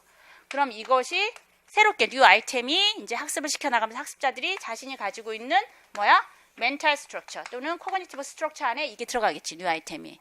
그러면 이것이 비헤이버리즘 같은 경우에는 그대로 한쪽에만 들어가가지고서 그냥 머물지도 않다가 습관으로 이루어지거나 조건화가 되지 않으면 그냥 없어져 버리는데, 코그니티비즘이라고 하는 것은 이게 짜여진다라는 거야. 그래서 go와 went로 가게 되면 verb 시스템이네. 그럼 멘탈 스트럭처 중에서 어디에 verb 시스템이 있는지를 찾아가. 그럼 verb 시스템에 가서 똑똑똑똑 두들겨. 그러면 이 verb 시스템에서 이미 있는 regular verb가 있어. regular verb가 있어. 내 자리 어디야? 자리 내놔 라고 얘기해요. regular verb가 너는 나랑 좀 다르게 생겼는데? 하지만 너도 동사라고 한다면 내 한 켠을 비워줄게. 레귤러 버브와 일레귤러 버브가 같이 저장이 돼서 묶여나가는 거예요. 이런 형식의 학습을 뭐라고 얘기하냐면 meaningful learning이라고 하는 거야. 이게 개별적으로 학습이 이루어지는 것이 아니라 유의적인 연결을 통해서. 그렇기 때문에 이러한 커그니티비즘 안에서의 학습이라고 하는 것은 principled, 원리화가 되는, 규칙화가 되는 형태의 학습을 주장하는 것이 커그니티비즘이라고 하는 것이라고 보시면 되겠습니다. 이해하시겠어요? 네. 그래서 커그니티비즘에 대한 how to teach라고 하는 것은 meaningful learning이라고 하고, meaningful learning에 대한 개념은 새로운 항목들이 기존의 항목과 relating, 그치? 연결이 되어서 체계적으로 시스템마틱하게 학습이 진행되도록 하는 학습 방법을 선택하게 되는 것입니다. 이해하시겠어요? What to teach. 무엇을 가르칠 것인가? 언어에 대한 무엇을 가르칠 것인가? 아직까지는 커그니티비즘 자체가 언어 자체를 그냥 학문으로 받아들이는 거예요. 그래서 그 언어가 가지고 있는 특징적인 language property, 언어적인 요소, 그게 뭡니까? rule, 규칙이라고 하는 것들. 저 비헤브리즘에서 이제 보여주고 있는 워드 레벨 따로따로 주는 것이 아니라 실제 이제 이러한 규칙들을 가지고 어떻게 언어들이 구성이 되고 문장화가 되고 단락화가 되고 라고 하는 부분들에 대한 큰 범위의 랭귀지 프로퍼티에 해당되는 rule, 규칙에 대한 부분들을 가르치고자 하는 겁니다. 그래서 커그니티비즘에 대한 학습을 뭐라고도 얘기하냐면 rule governed. 그죠? 규칙 지배에 의한 학습, rule governed learning이라고 용어를 쓰기도 해요. 이해하시겠어요? rule이라고 하는 것은, 그죠? 새로운 아이템 하나하나가 연결이 돼서 하나의 principle, 원리화가 되는 거예요. 그래서 behaviorism과 이제 똑같이 language form에 대한 학습을 시켜나가지만, behaviorism이라고 하는 것은 language form이 discrete point, 개별적인 요소 하나로 다 뿔뿔이 흩어져서 진행돼서 각각의 개별적인 항목에 대한 부분을 무조건적인 암기를 통해서 rote learning이라고 얘기합니다. 기계적인 학습으로 진행이 된다고 한다면 커그니티비즘이라고 하는 것은 뿔뿔이 흩어진 게 아니라 그것이 하나의 원리로 서로 연결이 되는 거야. 이해하시겠어요? 그래서 규칙화가 되도록 하는 시스템마틱한, 그죠? 체계적인 형태의 학습을 주장하는 것이 바로 커그니티비즘이다 라고 보시면 될 것 같아요. 이해하시겠어요? 이해하시겠습니까? 그래서 이게 중요한 거야. 그래서 커그니티비즘이라고 하는 것은 rule governed learning, 학습 방법은 meaningful learning의 방식으로 진행이 된다라고 하는 거, 그리고 가르치고자 하는 대상은 규칙이라는 거야. 이해하시겠습니까? 됐습니까? 그래서 나중에 가면 교실 안에서의 how to teach grammar, 문법 지도에 대한 부분의 출발이 커그니티비즘에서부터 출발하게 되는 거예요. 이해하시겠어요? 여러 가지 이제 수업 모형이 나옵니다. 2장에서도. 다시 이 첫 번째 20세기 언어학습에 대한 관점은 2장에 가서 다시 한번 저희가 살펴볼 수 있는 기회가 있어요. 그래서 러플리하게 어떤 학습으로 어떻게 연결이 되도록 할 것인가 정도 살펴보시면 되겠습니다. 그래서 다시 정리하시면, 그래서 지금 20세기 언어학습에 대한 관점을 비헤브리즘과 이제 이네이티즘을 지나서 커그니티비즘까지 저희가 살펴봤어요. 그렇죠? 그래서 이들의 그런 관계를 살펴본다라고 한다면, 그죠? 이들의 관계는 적대적인 관계예요. 비헤브리즘에 대한 문제점을 가지고 출발한 것이 이네이티즘이에요. 이네이티즘에 대한 학습 방법에 대한 부족함에 대한 것으로 출발한 것이 커그니티비즘이에요. 이해하시겠습니까? 근데 그 다음에 나오는 구성주의라고 하는 것은요. 그죠? 예, 실제 커그니티비즘 안에서의 그러한 문제점이라든가 학습에 대한 그 비판으로 시작되는 것이 아니라 커그니티비즘에 대한 부분을 일부 수용을 하면서 새롭게 언어학습에 대한 부분들을 확장시켜 나가도록 하는 언어학습에 대한 접근법이 구성주의라고 보시면 되겠습니다. 이해하시겠어요? 그래서 언어학습에 대한 관점은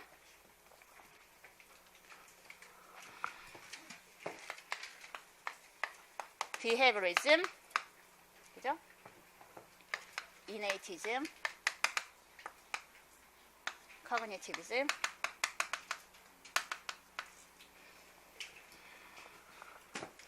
constructivism.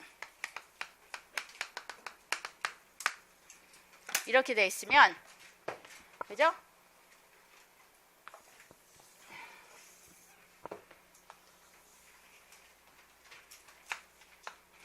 이렇게 된다라고 보시면 되겠어요. 이해하시겠어요? 그래서 innatism, cognitivism, constructivism은 큰 스펙트럼으로 하나로 보게 되시는 거고요. behaviorism은 거기 안에서 동떨어져 있는 거예요. 그래서 여기에서의 동떨어지는 그러한 기준이 되고 있는 것은 뭐냐? behaviorism은 학습은 관찰에 의해서 외부적인 환경에 의해서만 진행이 된다라는 것이고 innatism 이후부터서 언어학습이라고 하는 것은 개인적인 cognitive structure를 가지고 학습을 시켜나가도록 한다라는 거야. 거기서부터 이제 출발의 차이가 있다라는 얘기예요. 이해하시겠어요? 그래서 개인적인 cognitive structure를 가지고 학습을 시켜나가는데 innatism이라고 하는 것은 그 cognitive structure를 뭐라고 보냐면 LAD 언어 습득 장치로 보고 그냥 인풋만 주어지면 저절로 학습한다라는 거고 cognitivism이라고 하는 것은 cognitive structure는 LAD가 아니란 얘기야. 그냥 학습할 수 있는 능력이야. 그래서 학습자의 여러 가지 노력이라든가 그지 학습 방법이 어떻게 진행돼야 될 것인가 이런 것을 중시 여기면서 학습자로 하여금 개인의 인지 발달 성향 안에서 언어 학습이 이루어진다라고 하는 것이 cognitivism이에요. 이해하시겠습니까? 그 다음에 이제 컨스트럭티비즘도 역시 마찬가지로 컨셉 스트럭처를 인정을 하면서 학습에 대한 출발을 해 나가는데 여기서의 차이라고 하는 것은 what to teach에 대한 차이예요. 커그니티비즘이 룰이라고 한다면 컨스트럭티비즘이라고 하는 것은 그죠? 인지적인 구조를 가지고 학습을 시켜 나가는데 언어에 대한 대상은 뭐가 돼야 되냐면 표면적인 스트럭처를 뛰어넘어서 그 표면적인 스트럭처가 구성하고 있는 펑션, 기능에 대한 부분들에 대한 학습을 시켜나가야 될 것이다 라고 해서 조금 더 디벨롭 되어 있는 언어학습에 대한 접근법이 컨스트럭티비즘이라고 보시면 될 것 같아요. 이해하시겠습니까? 그래서 컨스트럭티비즘이라고 하는 것으로 이제 다시 저희가 이제 정리를 하고 실제 시험에서 가장 많이 출제되는 부분이 컨스트럭티비즘이에요. 그죠? 왜냐하면 지금 현재 커런트 어프로치에 대한 그러한 언어학습에 대한 접근법을 취해주고 있는 것이 바로 이제 컨스트럭티비즘이기 때문이다라는 얘기입니다. 자, 그럼 컨스트럭티비즘에 대한 부분들을 조금만 더 자세히 저희가 진행을 해보도록 하죠. 티비즘, 그죠? How to teach it, what to teach it. 이렇게 보시면 되겠습니다. 자, 컨스트럭티비즘이라고 하는 것은 이른바 뭐라고 얘기합니까? 구성주의야. 구성주의. 그지? 구성주의라고 하는 것은 뭐야? construct. 뭔가 만들어 나간다라는 거예요. 이해하시겠어요? 그래서 이 구성주의에서 뭔가 만들어 나가 후 누가 무엇을 만들어 나갈까? 지금 우리가 얘기하고 있는 게 뭐예요? language learning이야.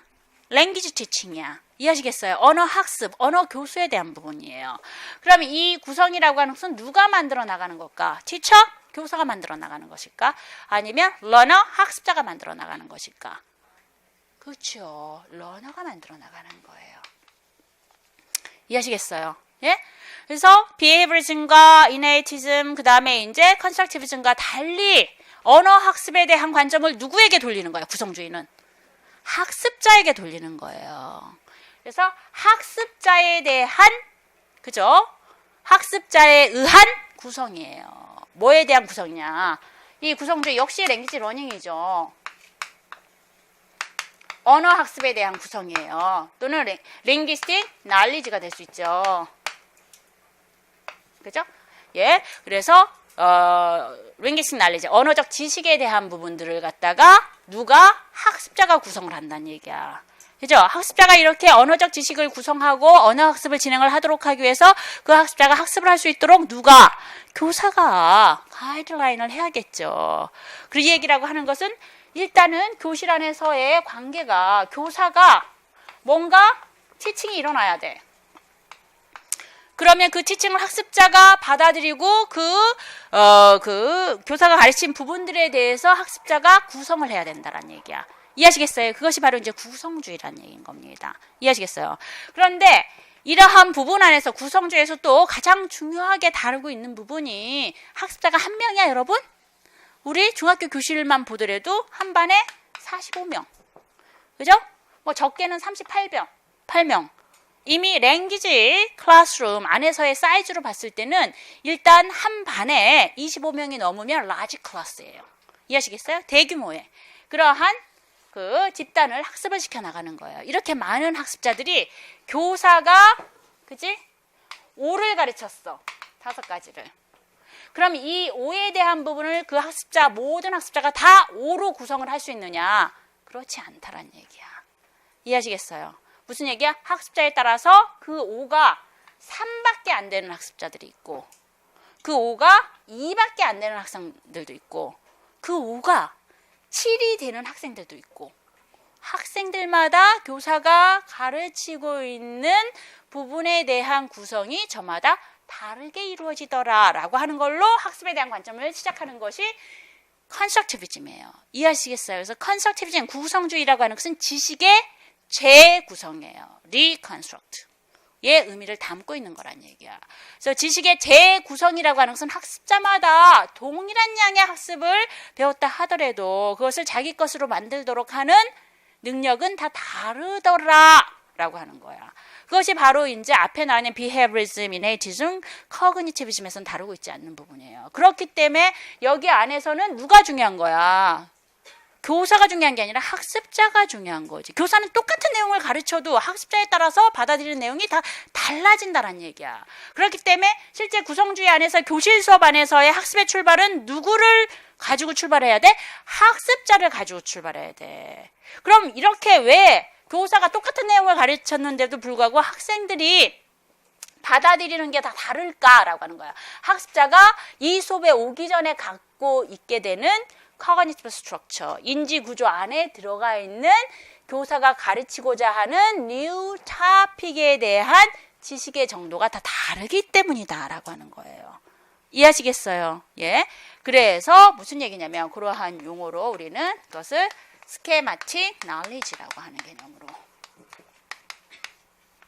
그죠? schematic knowledge. 이건 무슨 얘기냐면 schematic knowledge라고 하는 것은 선언적인 지식이에요. 선언적 지식. 선언적 지식이라고 하는 것은 미리 내가 가지고 있는 지식이라는 얘기야. 그래서 schematic knowledge 또는 previous knowledge. 새로운 내용을 학습하기 이전에 previously, 이제 이전에 내가 갖게 된 지식이다. previous knowledge.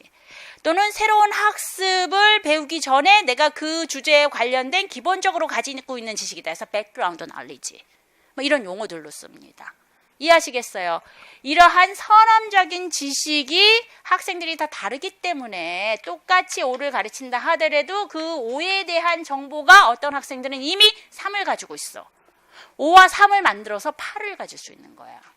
근데 어떤 학생들은 하나도 이 지식이 없어. 5 자체도 자신의 능력에 의해서 충분히 받아들이기가 어려워. 깎이는 거죠, 그러면. 4로 깎일 수도 있고 3으로 깎일 수도 있고 2로 깎일 수도 있는 거예요. 이해하시겠어요? 이렇듯이, 그죠? 구성주의라고 하는 것은 지식의 재구성이라고 보는 거야.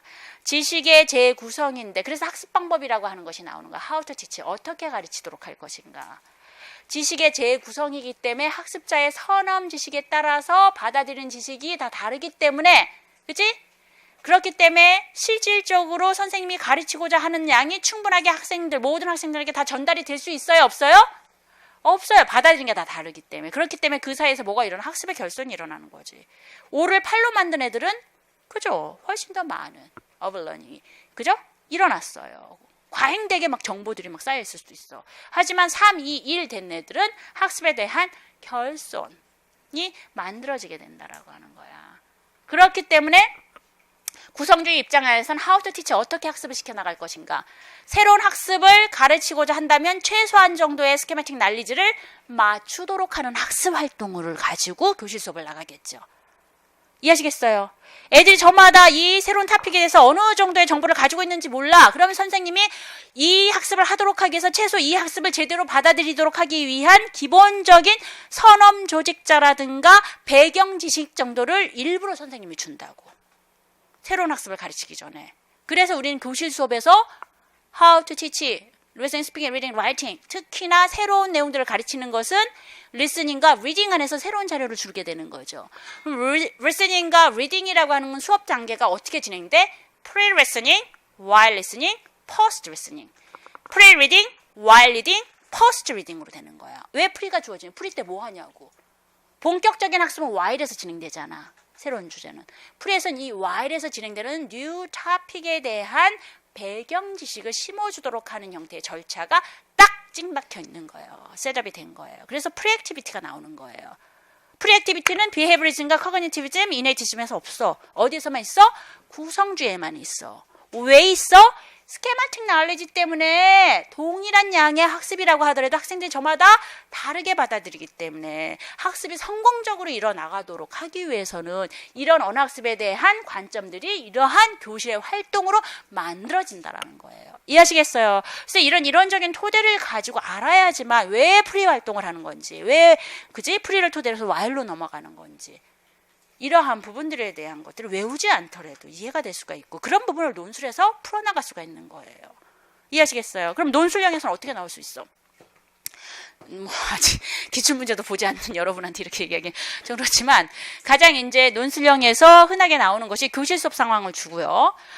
그 교실 수업 안에서 A라고 하는 교사가 수업을 쭉 끌고 나갑니다. 그러면 거기 그 수업을 받고 난 학생 둘 정도가 러닝 럭 학습 일지를 써줘요. 오늘 선생님이 그치? 뭐 예를 들어서 환경 오염에 대해서 또는 피선거권 좀 어려운 토픽이에요. 뭐 이러한 부분들에서 배웠는데 그 내용들을 그치 접근하고 이해하기 굉장히 어려웠다. 그래서 이러한 부분을 좀 더 쉽게 풀어 나갈 수 있도록 다음번에 선생님이 이러한 부분들에 대한 것들을 고려해서 진행했으면 좋겠다. 뭐 이런 부분 학생들의 학습상에서의 어려운 점들 뭐 이런 것들이 이제 러닝에서 나왔어. 그러면 거기에서 이 학생들이 왜 어려워하는지 학습에 있어서 학습 절차상의 문제점을 제시하고 그러한 부분에 대안을 써라. 이런 것이 이제 논술형의 문제인 거예요. 실제 교실 수업에서 일어날 수 있는 여러 가지 일어날 수 있는 그 러닝 프로블럼과 그런 부분에 대한 솔루션을 쓰도록 하는 것이 정형화된 형태의 논술형의 문제점 중에 하나인데 그랬을 때 선생님이 수업을 쫙 보니까 프리액티비티가 없이 스케마틱 난리지를 활성화시켜주지 않고 새로운 토픽 그냥 던져준 거야 학생들한테. 그리고 학습을 하게 된다고 한다면 우리는 뭐라고 쓸 수 있는 거예요? 바로 구성주의 관점 안에서 학생들이 가지고 있는 선험 지식을 활성화시켜주고 그러한 부분을 토대로 새로운 지식을 알려줘야 되는데도 불구하고 그런 부분에 대한 과정이 생략이 되어 있다는 얘기예요. 그럼 대안은 그 주제에 관련된 여러 가지의 프리액티비티를 제안해 주도록 하는 것이 답안이 되는 거예요. 이해하시겠어요? 이렇게 연결이 되어 있는 거예요. 그렇죠? 그래서 실제 1, 2장에서 다루고 있는 이런 이론적인 접근법이 왜 중요한가, 이런 개념이라고 하는 것이 왜 중요한가, 실제 활동 안에서 이런 단계로 이제 진행되도록 하는 것이 이러한 히스토리, 이러한 백그라운드를 토대로 해서 만들어지는 것이기 때문이다라고 하는 것입니다. 이해하시겠습니까? 그래서 구성주의라고 하는 것은요, 이렇게 학습자 중심으로서 학습에 대한 학습자들의 지식에 대한 재구성 관점으로 이제 교실 수업이 이루어진다라고 하는 거. 그리고 또 이 구성주의 관점이라고 하는 것은요, 지금 학습적인 관점으로만 설명하는 겁니다. 랭귀지는 아직 설명 안 하고 있어요. 구성주의 안에서 학습에 대한 부분들이 그러면 여기서 잘 봐봐. 그래서 구성주의라고 하는 건 지식의 재구성이야. 누가 지식의 재구성을 하냐면 학습자가 지식의 재구성을 하는 거라는 얘기야. 그 얘기라고 하는 것은 동일한 선생님이 동일한 양의 학습을 가르친다 하더라도 학습자마다 저마다 받아들이는 게 다 다르다라는 얘기는 거지. 그것은 바로 무엇 때문이다? 학습자가 가지고 있는 그 새로운 토픽에 대한 선험 지식을 어느 정도 가지고 있느냐의 차이기 때문에 실제 교실 수업 안에서 스케마틱 난리지를 고려한 형태의 교실 수업을 교사가 준비해줘야 된다라고 하는 첫 번째 프린시플이 나오는 거예요. 구성주의 안에서. 두 번째 부분은 학습자가 뭐가? 새로운 토픽에 대한 선험 지식이나 배경 지식이 서로 다르다라고 그 얘기라고 하는 것은 뭘 먼저 인정해줘야 되는 거야? 학습자끼리의 차이를 인정해준다라는 거야. 그걸 우리는 뭐라고 얘기하냐면 두 번째 individual difference. 이해하시겠어요? 개인차를 인정해 준다는 얘기. 개인차. 그지? 자, 우리가 한 교실에 중등만 하더라도 38에서 45명까지 있어요. 학교 상황에 따라서. 그치? 여기도 그죠? 지금 한 300명 정도 앉아 계시는데. 그쵸? 교육론에 대한 출발이 다 똑같아요? 달라요? 다 달라. 그치? 그렇기 때문에 제가 지금 이런 20세기 언어학습에 대한 접근법을 나름대로 저는 고민해서 쉽게 중요한 부분들만 이렇게 가지를 쳐가지고 쭉 줄기를 잡아서 홀 픽처를 만들어준다라고 하더라도 이 수업 자체를 그죠? 충분히 알아듣고 이해하시는 분들이 있고 아니면 이 수업 자체도 좀 어려워하시는 분들도 분명히 있을 거예요. 그것은 이제 저희가 이제 맞춰 나가도록 하는 과정인데 이렇듯이 그 반에 한 명 이상만 학생이 있다 하더라도 2명은 서로 차이가 난다는 얘기야. 그래서 언어학습에 대한 부분에 있어서 이러한 학습자들이 보여주는 개인적인 차이를 줄여주도록 해야지만 학습에 대한 결손이라고 하는 것이 최소화가 될 수 있다는 얘기예요. 이해하시겠어요? 그래서 구성주의 자체는 실제 교실 수업에서 학습을 진행을 시켜 나가도록 하는 출발선에서부터 학생들은 개인차가 있다라고 하는 걸 인정하는 거야. individual difference. 굉장히 중요한 거예요, 이것은요. 이해하시겠어요? 그렇기 때문에 이런 개인차에서 빚어지는 여러 가지 학습 원리가 구성주의 관점 안에서 실제 교실 수업에서 드러나게 되는 거예요. 이런 개인차가 있다라고 하는 것을 인정해주기 때문에 실제 프리액티비티도 하는 거야. 학생들마다 뉴 토픽에 대한 선험지식과 배경지식이 다를 것이다. 그러니까 아예 내가 이 새로운 토픽에 필요한 정도, 이해할 수, 컴프레hen션을 도울 수 있도록 하는 정도의 선험지식은 미리 주고 가겠다라고 하는 거예요. 그래서 학습의 결손을 최소화시켜 나가는 거야. 응? 학생들로 하여금 5에서 8이 되는 것까지는 뭐 얼마든지 가능하지만 5에서 4, 3, 2, 1이 되는 걸 막아보자 이런 얘기인 거죠. 이해하시겠어요? 최소화시켜보자. 그래서 스케마틱 날리지를 준 것도 인디비주얼 디퍼런스에서 출발할 수도 있는 거예요. 또는 학생들마다 랭귀지 프로페셔널 레벨이 같을까요? 다를까요? 달라. 그죠? 어렸을 때부터서 그죠? 영어에 올이라는 엄마 밑에서 있으면 영어 유치원부터 시작해가지고 영어에 대한 노출이 엄청 많이 됐을 거고. 그리고 뭐 어떤 어머니는 무슨 영어냐 저런 4대주의적인 발상은 없애야 된다. 한자부터 했어. 그런 애들이 영어는 굉장히 그죠? 어려울 수도 있다는 얘기예요. 프로페셔널 레벨이 다 다를 수 있다는 얘기야. 인디비주얼 디퍼런스를 인정해줘서 진행되는 것이 교실 수업에서 8고차에서 요구하고 있는 수준별 학습인 거죠.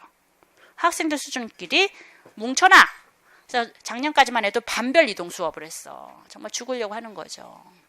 1, 2, 3반, 1반, A반, 2반, 뭐 이제 B반, 3반, C반. C반이 제일 못하는 반이야. C반에 들어갈 때는 애들이 화장실 갔다가 5분 뒤에 들어간다라는 썰도 있어요. 예? 못하는 반으로 가는 게 싫어서. 인권 문제 때문에 이제는 이런 반별 이동 수준별 학습을 하지 않고 한 반에서 그냥 진행해라. 교사만 죽을 맛인 거죠. 그죠? 그래서 진행하는 방법이 뭡니까?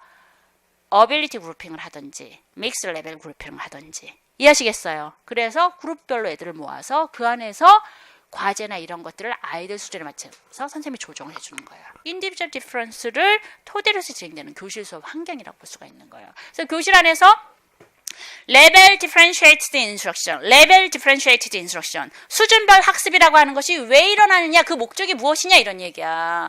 아이들한테 자신의 수준에 맞는 과제나 텍스트를 가지고 학습을 해 나감으로써 학습에 대한 결손을 최소화시켜 나가도록 하고자 한다는 얘기죠. 그래서 그러한 학습 활동이라든가 학습에 대한 절차라든가 학습 환경이 왜 나왔냐, 구성주의에서 출발했다는 얘기인 거야.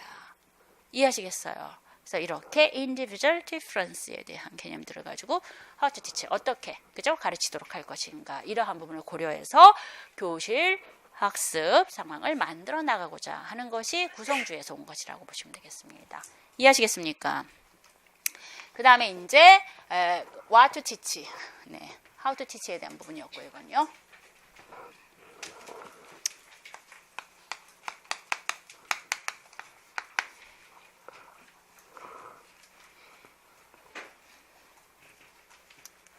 자, what to teach에 해당되는 부분. 그럼 이런 구성주의는 학습 방법에 대해서 얘기한 거예요. 그죠? 학습 방법들을 어떤 식으로 어떻게 끌고 나갈 것인가. 그죠? 학습에 대한 주체를 학습자로 보는 것이다. 그래서 learner centered instruction, 학습자 중심의 학습의 형태, 그리고 학습자의 학습을 학습의 결손을 최소화하도록 하기 위해서 학생들의 스케마틱 날리지를 키워주도록 하는 학습이라든가, 또는 이제 학습자의 개인 체화를 인정을 해서 교실 진행되도록 하는 여러 가지 클래스룸 액티비티라든가 클래스룸 매니지먼트라든가 이러한 부분들에 대한 것들을 이제 고려하도록 한다라든가, 이런 게 이제 How to Teach에서 이제 가장 중요한 프린시플로 구성주의 안에서 제시를 해준다라고 한다면, 이제는 그런 학습, 러닝, 그치? 오빠 아시죠? 뭐에 대해서 가르칠 것인가? 랭귀지에 대한 부분을 가르치자, 이런 얘기예요. 랭귀지에 대한 부분. 그러면 behaviorism, innatism, cognitivism이라고 하는 것은 랭귀지의 표면적인 그런 어떤 특징에 보다 초점을 맞춰서 그것을 어떤 식으로 가르칠 것인가를 논했다라고 한다면, 그러면 구성주의 측면 안에서도 그 언어가 가지고 있는 표면적인 특징들을 가르치도록 할 것인가? 그렇지는 않다, 이런 얘기예요. cognitivism에서 하나 더 확장이 되어가지고 나온 것이 구성주의라고 한다라고 하는 것은 무엇을 가르칠 것인가에 대한 견해 차이가 있기 때문에 새로운 접근법이 나온다는 얘기예요. 이 구성주의가 이제 등장할 무렵부터서는 실제 이제 나라끼리 빈번한 왕래가 주어지게 되면서 무역도 주어지게 되면서 실제 이제 자신의 목적에 맞게끔 언어를 사용할 필요가 있다는 얘기인 겁니다. 이해하시겠어요? 그래서 실제 언어라고 하는 것을 학문의 대상으로 보는 것이 아니라 랭귀지 유즈, 사용, 소통의 대상으로 보는 거예요. 이해하시겠어요? 그 사람과 거래를 하기 위해서. 이 사람한테 내가 물건을 팔아야 되는데 이 사람이 말한 내용과 의도를 내가 파악해야지 내 물건을 좀 더 많이 팔 거 아니야. 이해하시겠어요? 그렇기 때문에 이제 언어에 대한 관점이라고 하는 것이, 그치? 언어 자체보다는 실질적인 실용적인 목적에 의해서 소통의 대상으로 이제 바라보게 되는 관점이 구성주의 관점 안에서의 언어학습에 대한 관점으로 돌아서게 되는 것입니다. 이해하시겠어요? 그래서 언어라고 하는 것을 이렇게 봤을 경우에, 그치? I like it. 상대가 이제 물건을 팔아야 돼. 그 사람 비율을 막 맞춰야 되잖아. I like it. 이라고 상대가 얘기했어. 저거 마음에 든다고 하는데 어떤 의도로 한 거 달라고 하는 건가? 그치? 아니면 그냥 나한테 칭찬을 하는 건가? 내가 가지고 있는 것을 칭찬을 하는 건가? 이 의도, 인텐션을 정확하게 알아야지만 그 사람에게 그 다음에 반응들을 보여줌으로써 관계를 잘 만들어 나갈 수가 있다는 얘기인 거예요. 이해하시겠어요? 그래서 성공적인 언어에 대한 학습을 해 나가도록 하기 위해서는 이렇게 그 언어가 가지고 있는 I like it, 표면적인 특징에 대한, 성분에 대한 학습을 하는 것이 아니라 왜 I like it이라고 하는 표현을 했는가, 어떤 상황에 I like it을 했을 때는 어떤 의미를 갖고 있는가라고 하는 intention, 의도에 대한 부분들이 학습이 주어져야지만 소통에 있어서의 그러한 언어의 정확한 사용이 이루어질 수 있을 것이다 라고 하는 부분으로 그러한 관점이라든가 의식을 맞추게 되는 거예요. 이해하시겠어요? 그래서 그러한 부분을 우리가 이제 전문적인 용어로 뭐라고 얘기하냐면 그 언어가 가지고 있는 펑션, 기능이라고 얘기하는 겁니다.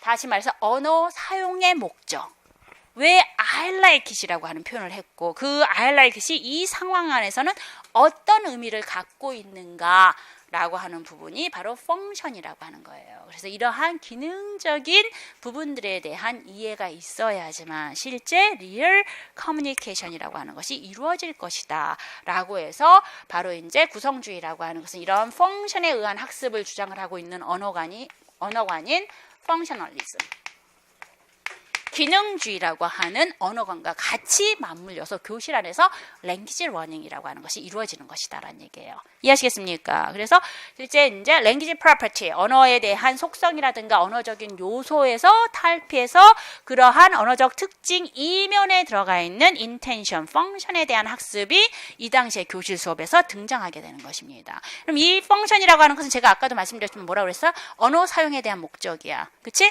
우리가 말을 안 하는데 어떻게 알아들어? 그치? 목말라. 그럼 목을 막 이렇게, 그치? 막 힘들게 하고 뭐 이러면 목이 아프다라는 뜻인지, 그치? 목이 마르다라는 뜻인 건지, 뭐 목에 어떻게 해달라고 하는지 모른다는 얘기예요. 이게 이제 언어가 그 수단이 되어서 표현을 해야 된다는 얘기야. 그러면 이렇게 인간이 언어를 사용하도록 하는 목적, 그것이 바로 이제 펑션인 건데, 그러한 인간이 언어를 사용하도록 하는 목적은 몇 가지가 있을까를 고민하게 되는 겁니다. 그러면서 나오는 것이 할리데이의 세븐 랭귀지 펑션이 나와요. 인간은 크게 언어를 사용하는 목적이 7가지로 진행이 되더라 라고 해가지고서 남에게 뭔가를 시킬 때, 다른 사람과 가까워지고 싶을 때, 내 감정을 표현하고자 했을 때, 사실적인 정보를 전달하고자 했을 때, 뭐 등등등. 이해하시겠어요? 이렇게 7가지의 랭귀지 펑션이 있는데 그러한 부분들을 교실 수업에서 가르치게 되면 기능적인 이해를 토대로 해서 실제 리얼 커뮤니케이션, 실제적인 의사소통이 가능하지 않을까라고 시도가 되는 것이 바로 구성주의와 펑셔널리즘 안에서의 언어학습 방법입니다. 이렇게 해서 실제 이런 펑션을 가르쳤더니 그 펑션을 배워가지고 그죠 실제 그죠 물건을 팔러 나갔더니 인지주의 측면 안에서의 규칙만 배웠던 사람보다 훨씬 더 물건을 많이 팔더라 이런 얘기예요. 상대와 소통이 되더라라는 얘기야. 펑션을 가르쳤더니 소통이 되네. 그럼 펑션을 토대로 해서 진행되도록 하는 수업 모형은 소통이 되는 교수법이구나라고 해서 CLT라고 얘기하는 거예요. Communicative Language Teaching. 의사소통 언어 교수라고 하는 것이 클래스룸, 교실 안에서 주어지는 구성주의와 펑셔널리즘 안에서 제시되는 교수법이에요. 티칭 메소드. 이해하시겠어요? 그래서 이런 CLT는 Focus on Function, 그죠? 펑션에 의해서만 진행되는 교실 수업 모형을 이야기하는 것입니다. 이해하시겠습니까? 이렇게 해서 구성주의와 그 다음에 이제 기능주의에 의해서 새로운 언어학습에 대한 접근법이 나오게 되는 것이고요. 그리고 이러한 펑션, 언어적 기능이라고 하는 것은 Thanks a lot 이라고 해서 이러한 인텐션과 그죠? 실제적인 implied meaning은 고맙다는 뜻으로 하나로 통일이 되었을까요? 이런 펑션이라고 하는 것은 그렇지 않아요.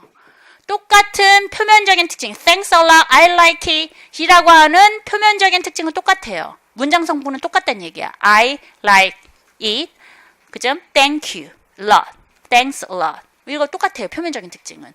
하지만 이것이 어느 상황에 썼느냐라고 했을 때 의미는 다 다를 수 있다는 얘기야. 그죠? 길거리를 이렇게 쭉 가다가 담벼락을 지나가는데 담벼락 이면에서 그죠? 반대쪽에서 청소를 하고 있다가 물을 확 던졌는데 내가 지나가다가 물을 맞았어. 이 뭐야? 라고 이렇게 딱 쳐다봤더니 이제 저쪽에서 이렇게 고개를 내밀고 있어요. 그러면서 째려보면서 얘기했죠. Thanks a lot. 정말 고맙다는 얘기일까? 아니란 얘기야. 이 펑션은 뭐에 따라 틀리다는 게 depending on social context. 이해하시겠어요? 펑션을 가르치긴 하는데 그 펑션 하나씩 가르친다라고 하는 것은 문제가 있을 수 있다는 얘기예요. 그 펑션은 똑같은 표면적인 그죠? 예, 형태 안에서도 여러 가지 미닝을 가질 수가 있다는 얘기인 거죠. 여러 가지 인텐션을 가질 수가 있다는 얘기예요. 그래서 이런 펑션은 반드시 뭐와 함께 소셜 컨텍스트와 함께 같이 진행이 돼야 되는 것이고 그죠? 그래서 이러한 펑션은 소셜 컨텍스트 안에서 그죠? 전체적인 미닝을 형성하기 때문에 언어학습이라고 하는 것은 개별적인 언어 요소에 대한 학습을 시키는 것이 아니라 하나의 포커스 온 미닝, 의미에 초점을 맞춰서 진행되도록 하기 때문에 구성주의 관점 안에서의 언어학습이라고 하는 것은 whole language를 취하고 있습니다. whole language approach를 취하고 있는 거예요. whole language approach는 스트럭처리즘이 주장하고 있는 스트럭처럴 어프로치와 정반대입니다. 스트럭처리즘 안에서의 스트럭처럴 어프로치라고 하는 것은 언어의 개별적인 총합이 하나의 홀랭귀지가 된다라고 얘기했잖아. 근데 이 홀랭귀지 어프로치라고 하는 것은 이 언어라고 하는 것은 뗄래야 뗄 수 없는 개별적인 요소로 분해할 수 없는 한 덩어리라고 보는 거예요. 이해하시겠어요? 그렇기 때문에 언어학습 자체가 워드 레벨, 문법적인 요소 하나하나씩 가르친다고 해서 실제적인 이런 펑션이라든가 기능적인 측면에서의 랭귀지 유즈를 가르칠 수가 없다는 얘기인 겁니다. 이해하시겠어요? 그래서 덩어리로, 미닝으로, 소셜 컨텍스트 안에서의 각각의 기능으로 실제적인 교실 안에서의 랭귀지 유즈를 직접 해봄으로써 가르칠 수 있도록 하는 것이 바로 홀 랭귀지 어프로치고 그리고 이런 홀 랭귀지라고 하는 것은 뗄래야 뗄 수 없기 때문에 스킬적인 측면에도 리스닝, 스피킹, 리딩, 라이팅이 각각으로 존재하는 것이 아니라 통합적으로 이루어져서 실제적인 커뮤니케이션, 소통이 이루어지는 것이다 라고 보는 거예요. 이해하시겠어요? 왜냐하면 봐봐요 여러분, 컨버세이션 안에서도 한 사람은 계속 리스너의 역할만 하고 한 사람은 계속 스피커의 역할만 하는 게 아니죠. 컨버세이션이라고 하는 give and take, 그죠? 예, turn taking, 발화에 대한 부분들이 돌아가면서 진행되는 거야. 어쩔 땐 내가 리스너의 역할도 해야 되고 어쩔 땐 내가 스피커의 역할도 해야 된다라는 거야. 이해하시겠어요? 그러기 위해서는 그러한 부분에 실제 그러한 의사소통 능력이라든가 언어 사용 능력을 갖추도록 하기 위해서는 교실 안에서 리스닝 따로, 스피킹 따로, 라이팅 따로, 리딩 따로 가르치면 돼? 안 돼? 안 된다는 얘기야. 통합적으로. 그래서 구성주의와 기능주의 측면에서 교실 수업은 인터그레이티브 레슨, 통합적인 수업 모형이 그래서 나오는 거예요. 홀 랭귀지 어프로치에 따라서. 이해하시겠습니까? 좋습니다. 그 외에 이제 구성주의 관점 안에서 personalization, 그죠? 예, 2017년에도 나왔는데 개인화라고 하는 이제 학습 원리가 또 하나 나오는데, 그죠? 이 네 번째 personalization, 개인화. personalization이라고 하는 것은 무슨 얘기냐면 개인화.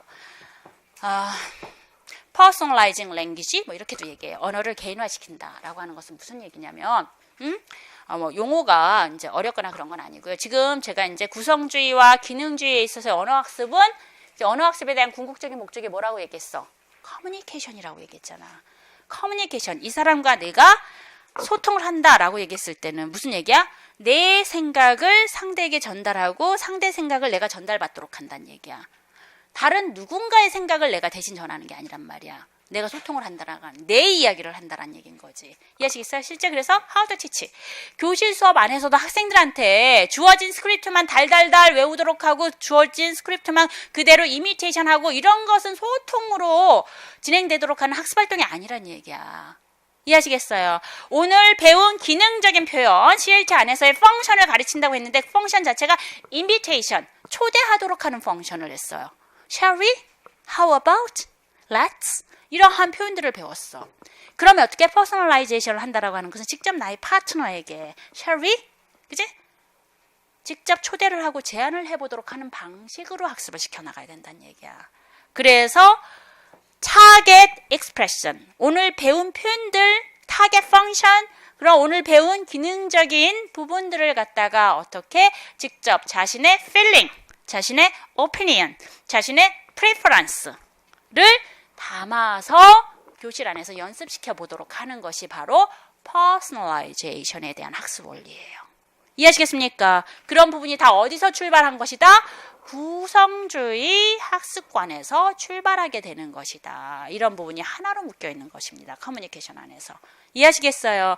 이것이 20세기 언어학습에 있어서의 주요 줄기이자 접근이라고 보시면 되겠고, 이러한 접근을 통해서 이 언어 습득 모형이라고 하는 절차가 나오게 되는 것이고, 이러한 모형 안에서 교실 안에서의 여러 가지 변수를 토대로 해서 listening, speaking, reading, writing, vocabulary, pronunciation, 그죠? grammar, 클래스룸 테스팅까지 주어지는 것이 교육론의 틀이라고 보시면 되겠습니다. 이해하시겠어요? 네, 좋습니다. 이것이 바로 이제 오늘 수업에 있어 언어학습에 대한 접근법이라고 보시면 되고, 그런 내용들이 이제 1장에 쭉 펼쳐져 있다라고 보시면 되겠습니다. 한 5분 정도 쉴까요? 네, 쉬었다 가겠습니다.